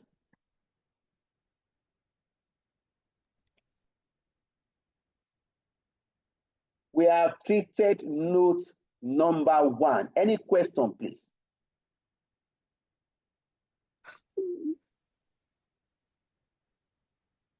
All right, note number 2.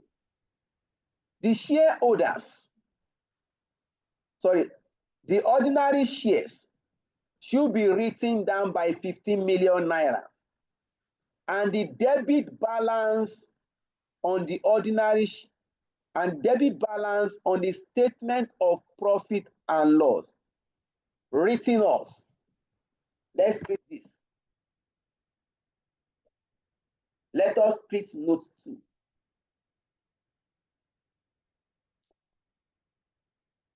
If you go back to the statements,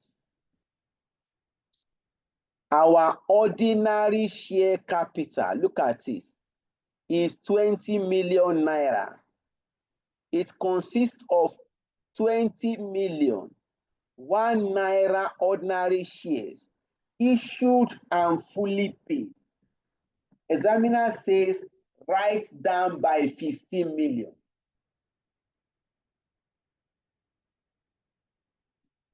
We can go to this quickly.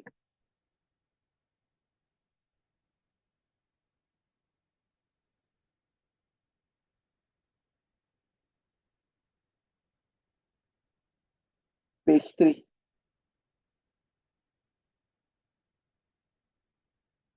Okay, move to page 4 now. Okay, page 4.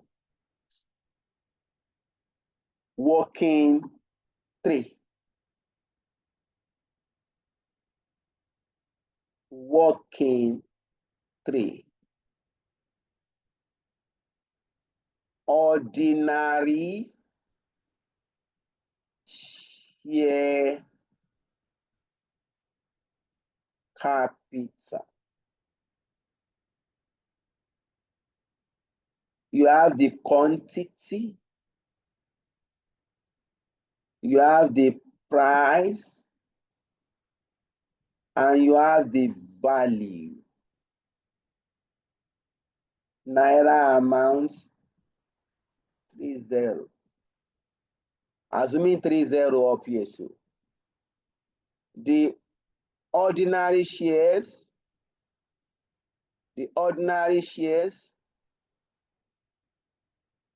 is 20 million shares. The price per share 1 naira. That means the naira amount is also 20 million. Write down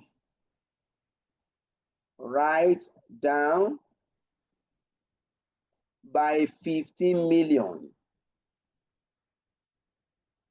The value is 15 million. That means ordinary share capital will be reduced to 5 million. Is that not, please? Yes, sir.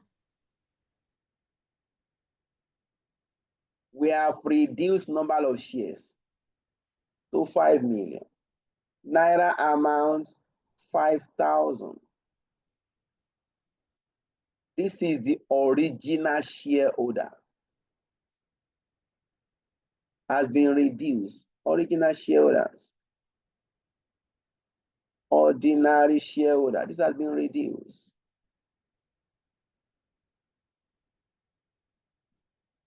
Part of note number 2 says that the debit balance, the statement of profit or loss, will be written off. That means we are going to throw away that 8 million.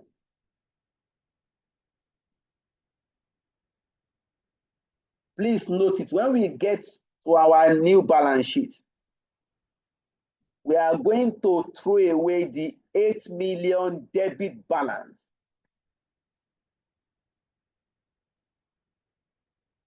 We move to note number 3.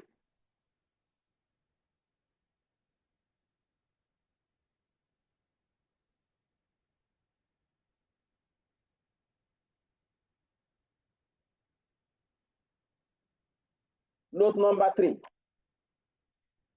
The secured debentures holder will exchange their debentures for 7.5 million ordinary shares and 6.5 million naira 14% unsecured loan stock, repayable 5 years time. What can we take from here?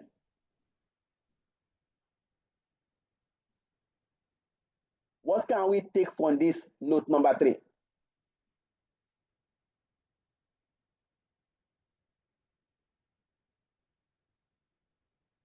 What can we take out of this note number 3? 1. Debentures is a liability, is a debt. This debenture is being converted to ordinary shares. Debentures is a debt instrument. And this debentures is being converted into ordinary shares partly and into other type of debt.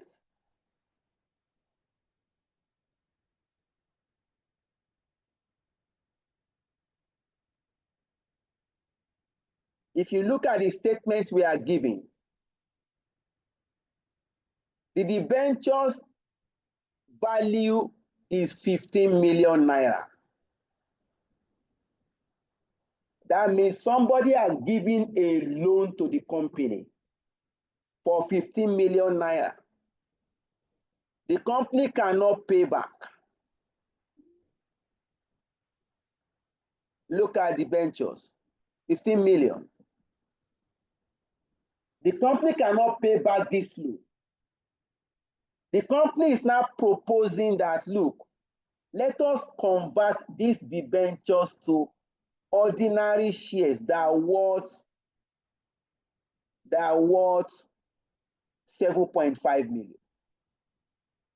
And also convert it to unsecured loan stock that are worth 6.5 million.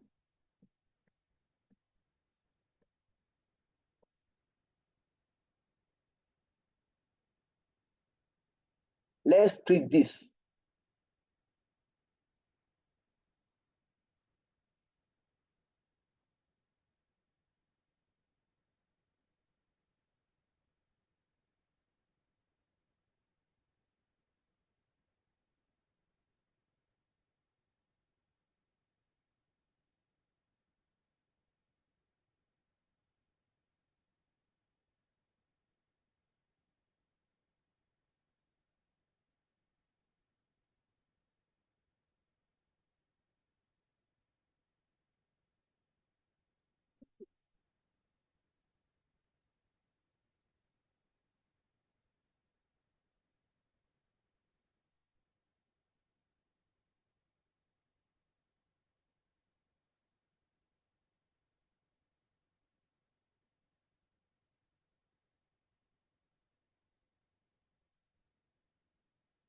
I'll leave a space here. Something will still come here. I'll now go to, okay, yes, I even need it here. Come here now. Please, just 1 minute. Just 1 minute, please.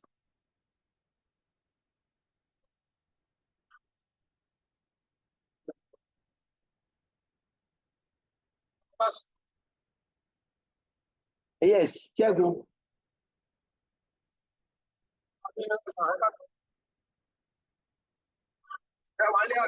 Yes.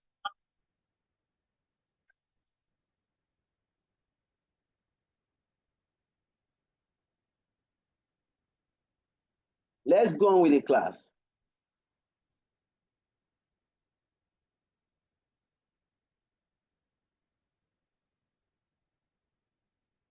Now come here.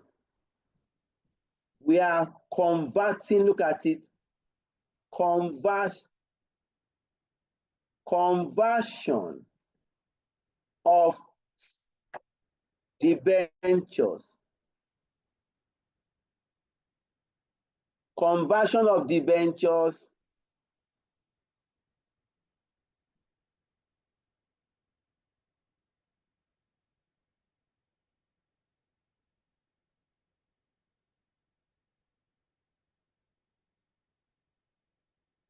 to ordinary shares.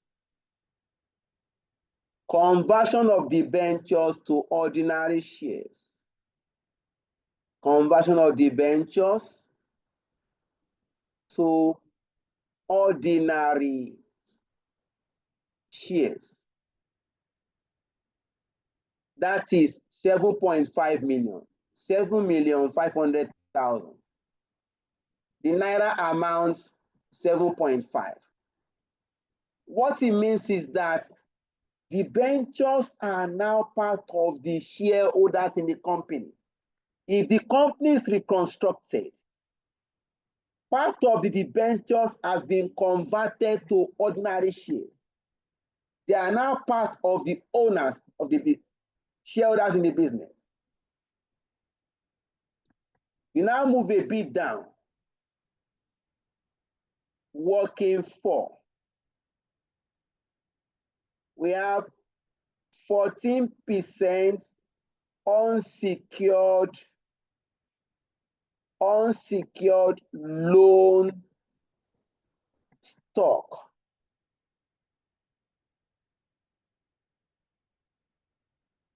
%14 unsecured loan stock. The question says that we are going to convert secured debentures into ordinary shares and into 14% unsecured loan stock. You now place it here, said secure debentures. Secure debentures has been given unsecured loan stock that was 6.5 million.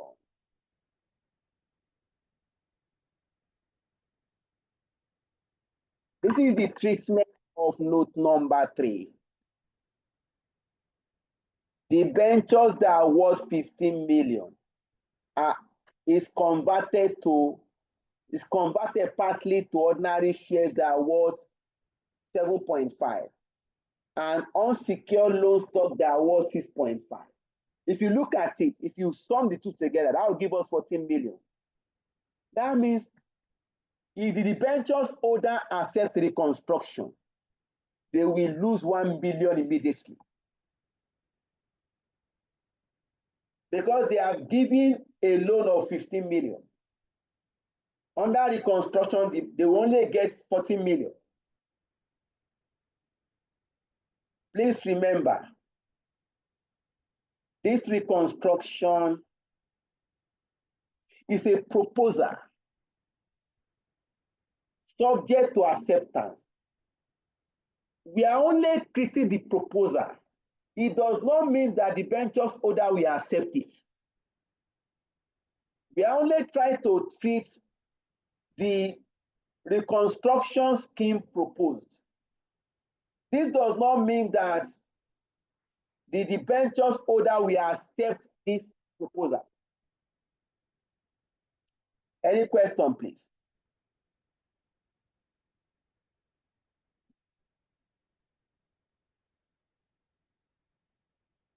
Look at note number 4.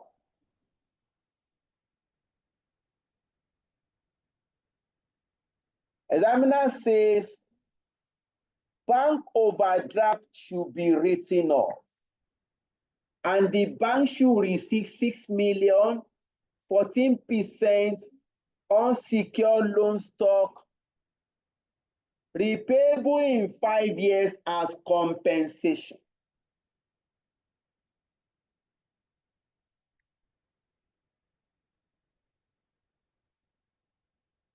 the bank overdraft should be written off.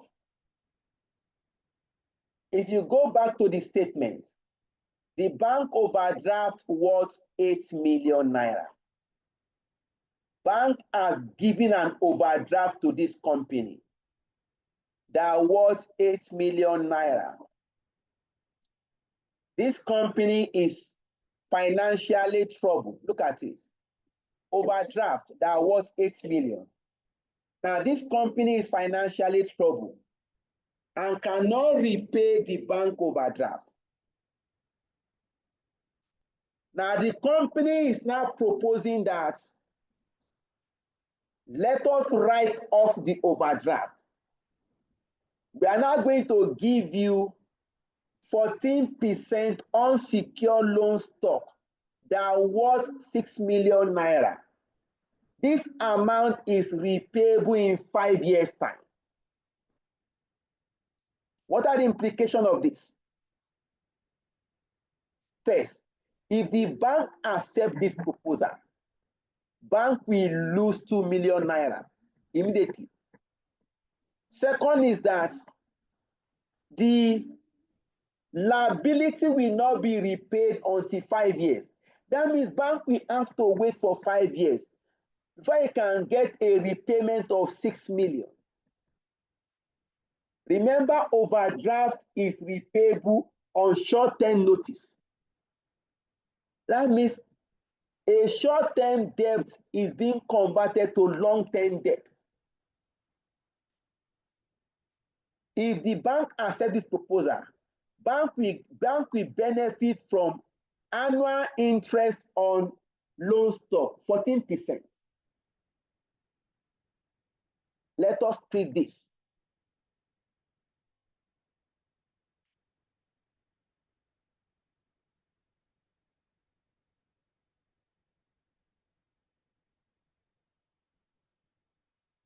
If you want to treat this in accounting entry, look at it, just simply come here.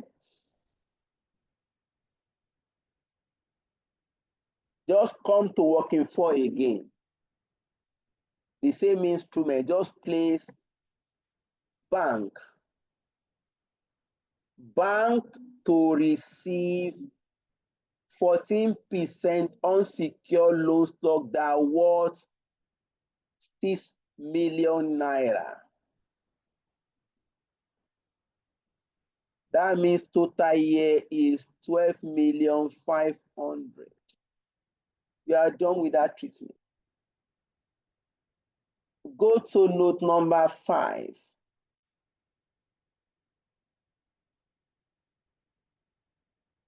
Proposal 5.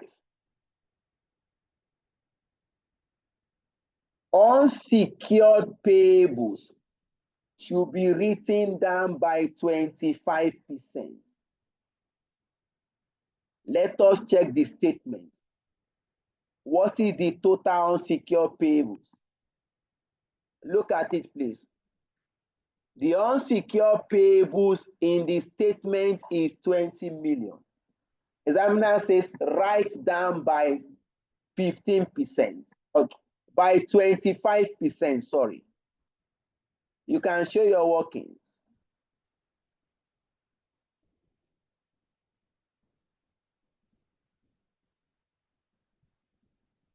Working 5. Just simply come here.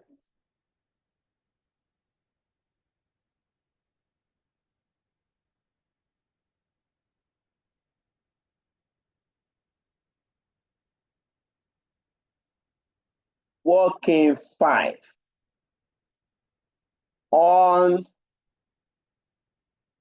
Unsecured payables. You come here, the book value is 20 million.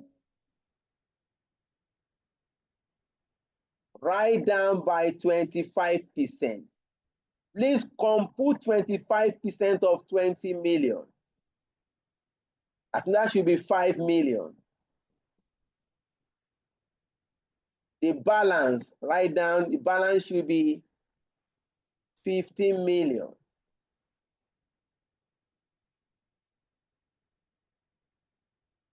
Next, note number 6.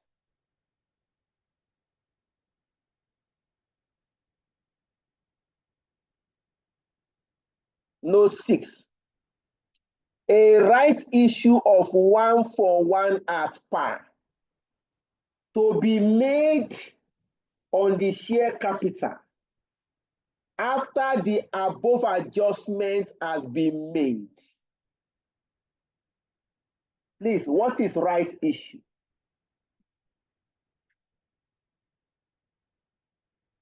Please, what is rights issue?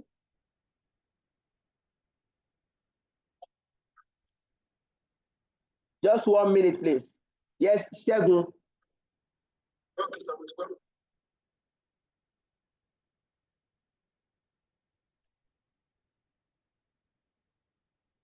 Yeah, what is right issue, please?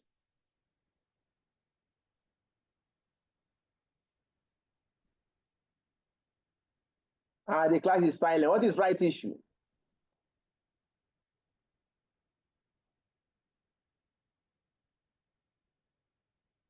Right issue is the issue of new shares to existing shareholders.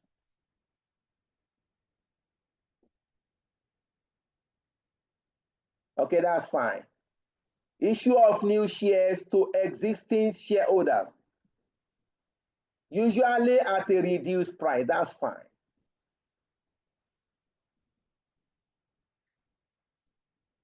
We can treat this right issue 1-for-1. Let's treat this quickly.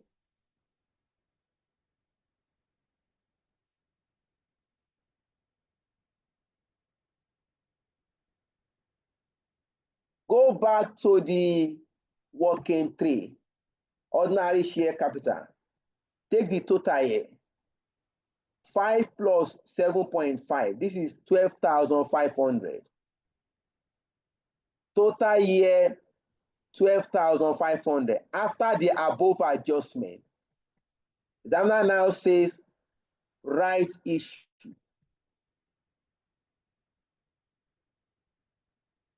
One for one. That means for every one share in existence, you are going to issue one new share as a right. After the adjustment, we have 12,500,000 shares in existence.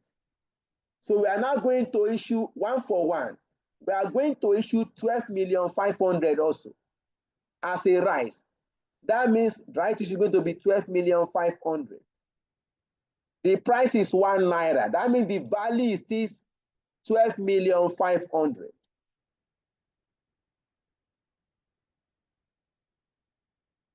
Sorry.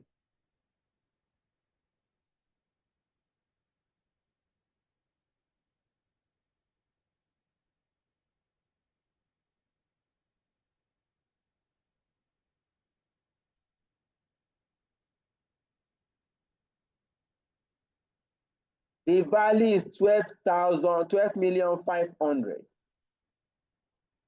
You can now calculate total shares to be 25 million shares. Naira amount 25 million. We have done the right issue treatment. Any question, please?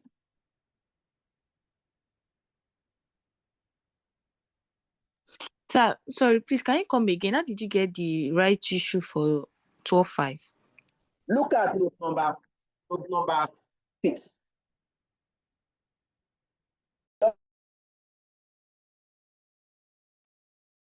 Hello, sorry, I just have a small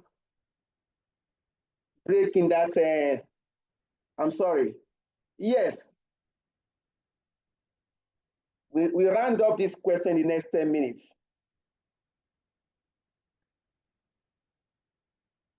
Sorry.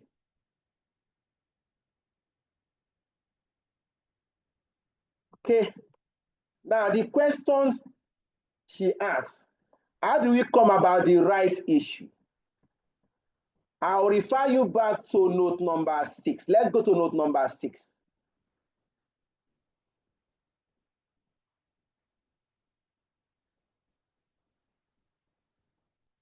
Look at note number 6, please. A rights issue of 1-for-1 at par to be made on the share capital after the above adjustments has been made. I now ask that, what is rights issue? Nusa responded via chat. Rights issue is the issue of new shares to existing shareholders. Rights issue is the issue of new shares to existing shareholders.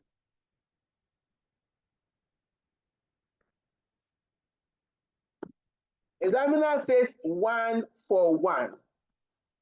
That means for this rights issue, we are going to issue for every 1 share in existence, we are going to issue 1 new share as a right. We now go back to our working now.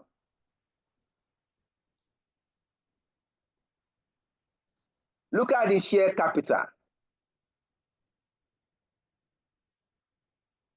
Look at the share capital, please. We have, before, the company has 20 million shares. It was written down by 15 million. We are now left with 5 million shares. Later, the debentures order was converted to ordinary shares that was 7.5 million. If you now sum 5,000 plus 7.5 million plus 7.5, that will give you 12.5 million shares. That means after the reconstruction adjustments, we have 12.5 million shares in the company. Examiner now says rights issue 1-for-1. For every 1 share, issue 1 new share as a right. If you now have 12.5 million shares in existence, how many new shares are you going to issue as a right?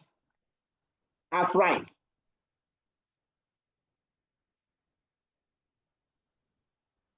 Hello? It will be 12.5 as well. 12.5 million. 1-for-1. 1-for-1. That is how we derive the 12,500,000 shares under rights issue. And the price is still at par. The price is 1 naira. The par value of this share is 1 naira.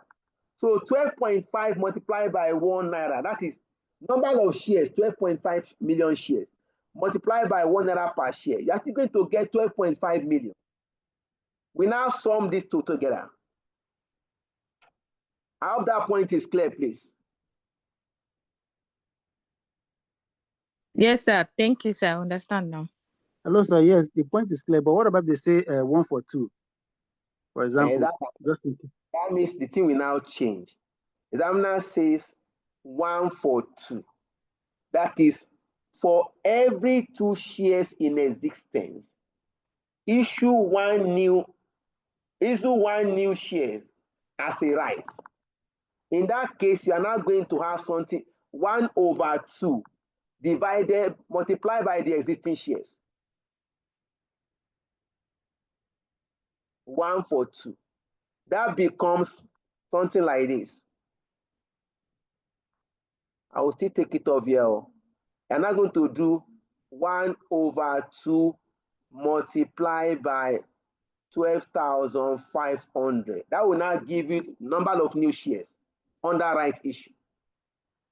Is that clear, sir? Yes, sir. It's clear.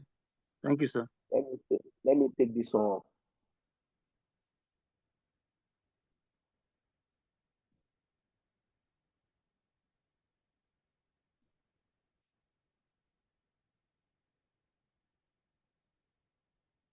So the last note,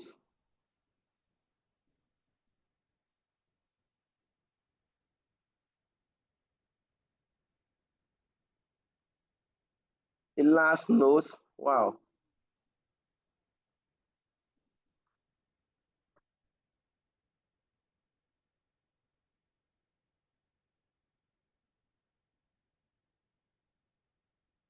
If you look at the last note, note number 7,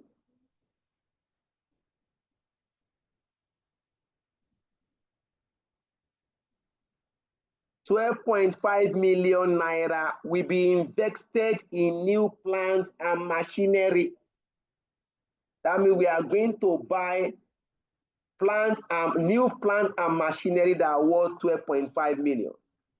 Let's adjust for this. If the company is reconstructed, the company will invest 12.5 million in new plant and machinery. Go to the working under working 1. Look at it. Plant and machinery. I'll just come here. Okay. I'll just come here. New plants and machinery. The amount is 12,500,000. Total will give me 20,500,000. You can prepare your statement of financial position. You are done with all the adjustments.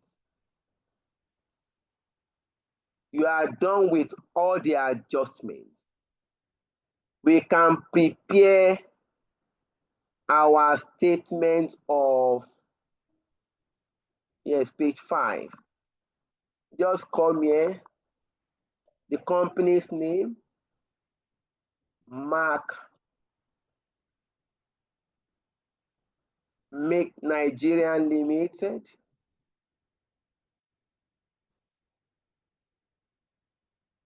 post reconstruction. Post reconstruction statements of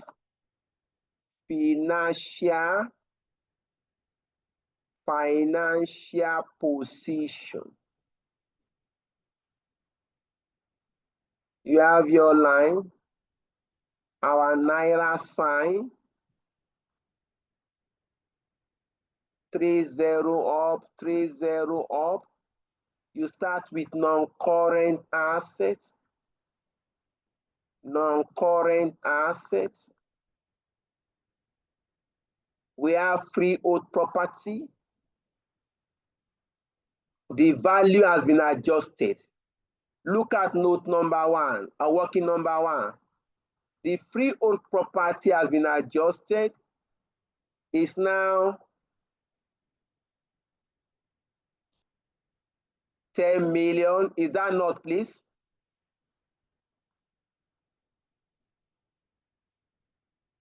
Is that not, please? Our plants and machinery have been adjusted to 20,500,000. Total non-current assets, 3,500. Look at it here.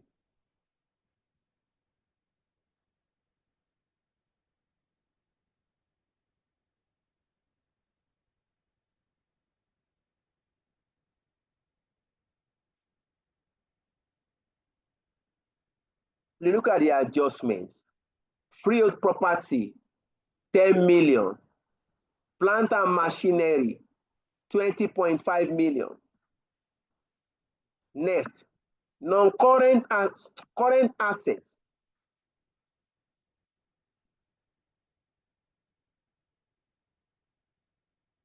Our inventory is now 13.5. Receivable 8.5. Pick these two variables in.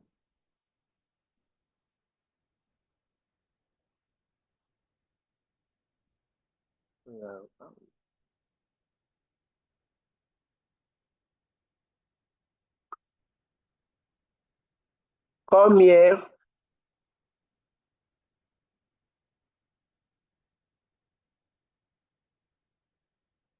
Our current assets.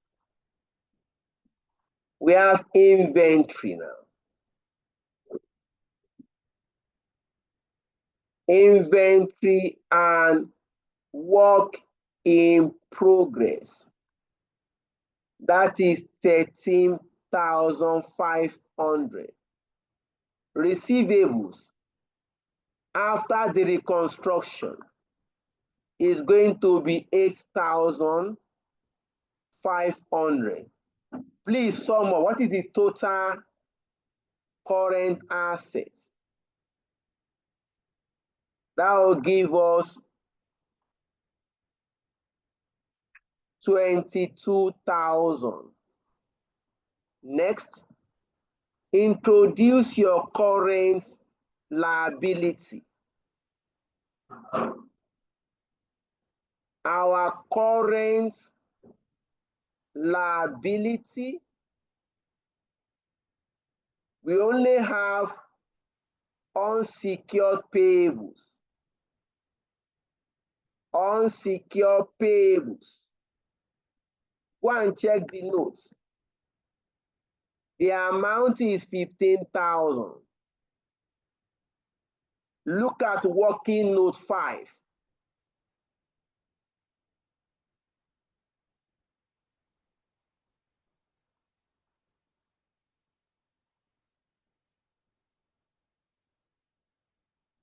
Look at it. Unsecured payables, 15 million.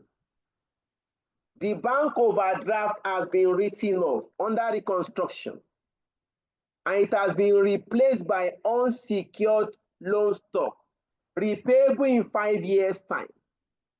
So it's no longer a current liability.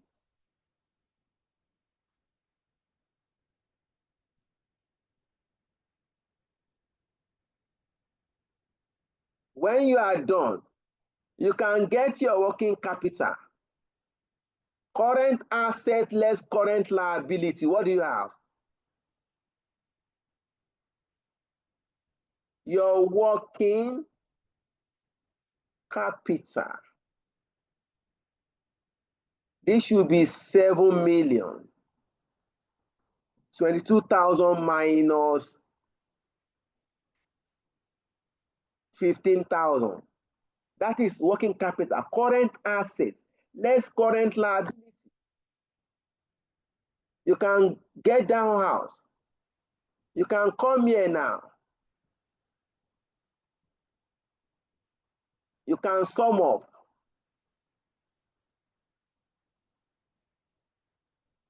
$30,500 plus 7,000. That will give us total assets less current liability.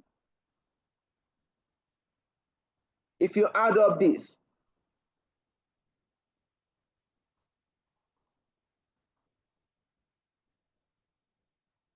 this is total assets less current liability.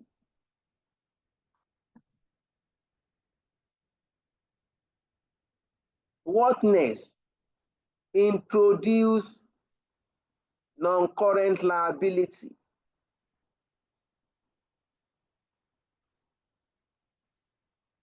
We can move to the next page. Come here. Less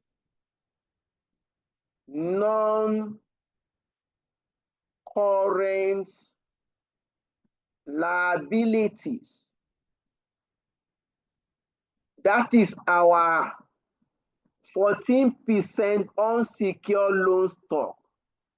This is repayable in 5 years' time. Just come here. 14% unsecured loan stock. That is 12,500. You can less it. 37,500 less 12,500. That will give you 25,000. That is the net asset. 25,000. Our net asset is total asset less total liabilities. This gives us our net asset. Net asset. You can close this. I should round up in next 1 minute.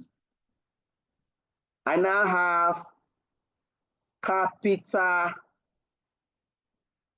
and reserves. The share capital, look at working number 3. The share capital is 25,000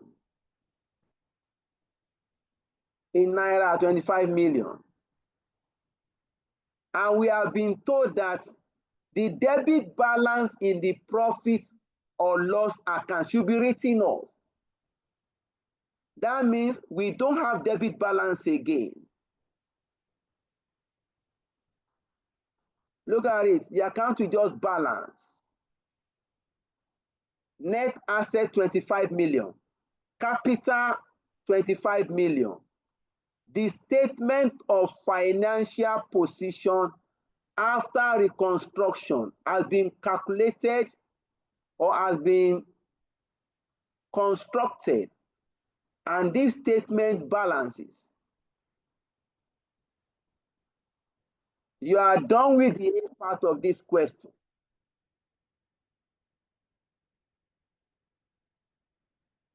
You are done with the A part of this question.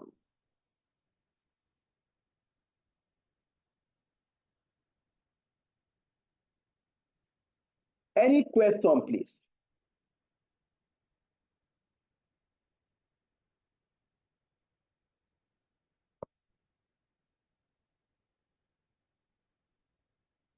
Apparently, we cannot touch the paper safe. That will take another 1 hour. You can't touch it now.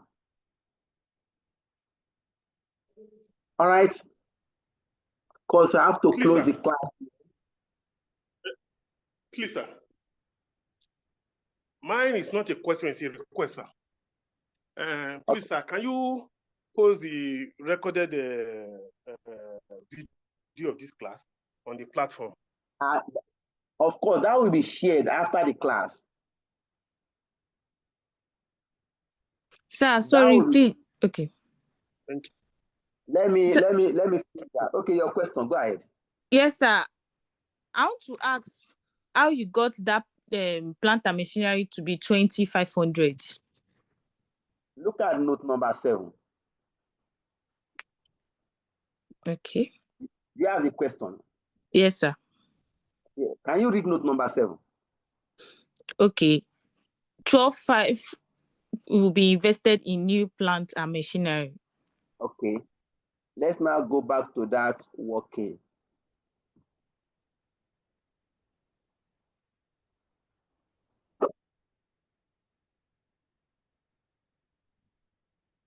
Okay. You know, look at working for plant and machinery. Okay. Before, the plant and machinery was 13.5. Yes. Write down by 5.5. We got 8 million. Yes. We now invest in plant and machinery 12.5. Okay. That's how we got this. Okay. All right, sir. Thank you, sir. Welcome, please.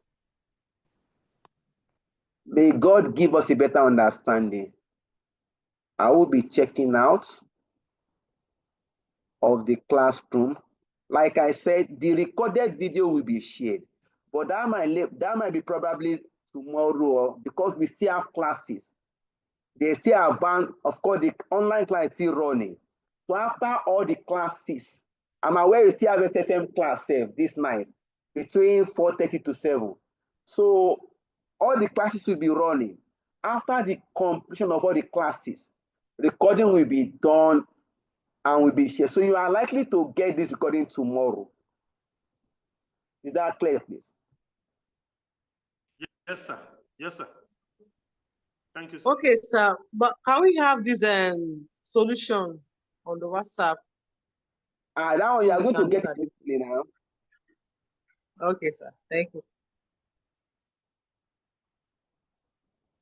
Okay, Nosa has a question.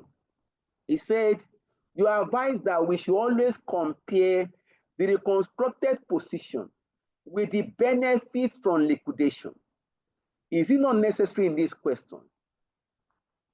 Okay, or is it because it is not part of the question? You have even answered it. We have only answered part A of this question. When we get to part B, then definitely we must compare the benefits of reconstruction with the benefits of liquidation. We're not going to be able to advise our clients whether to accept reconstruction or to accept liquidation. That will be answered in B part of the question.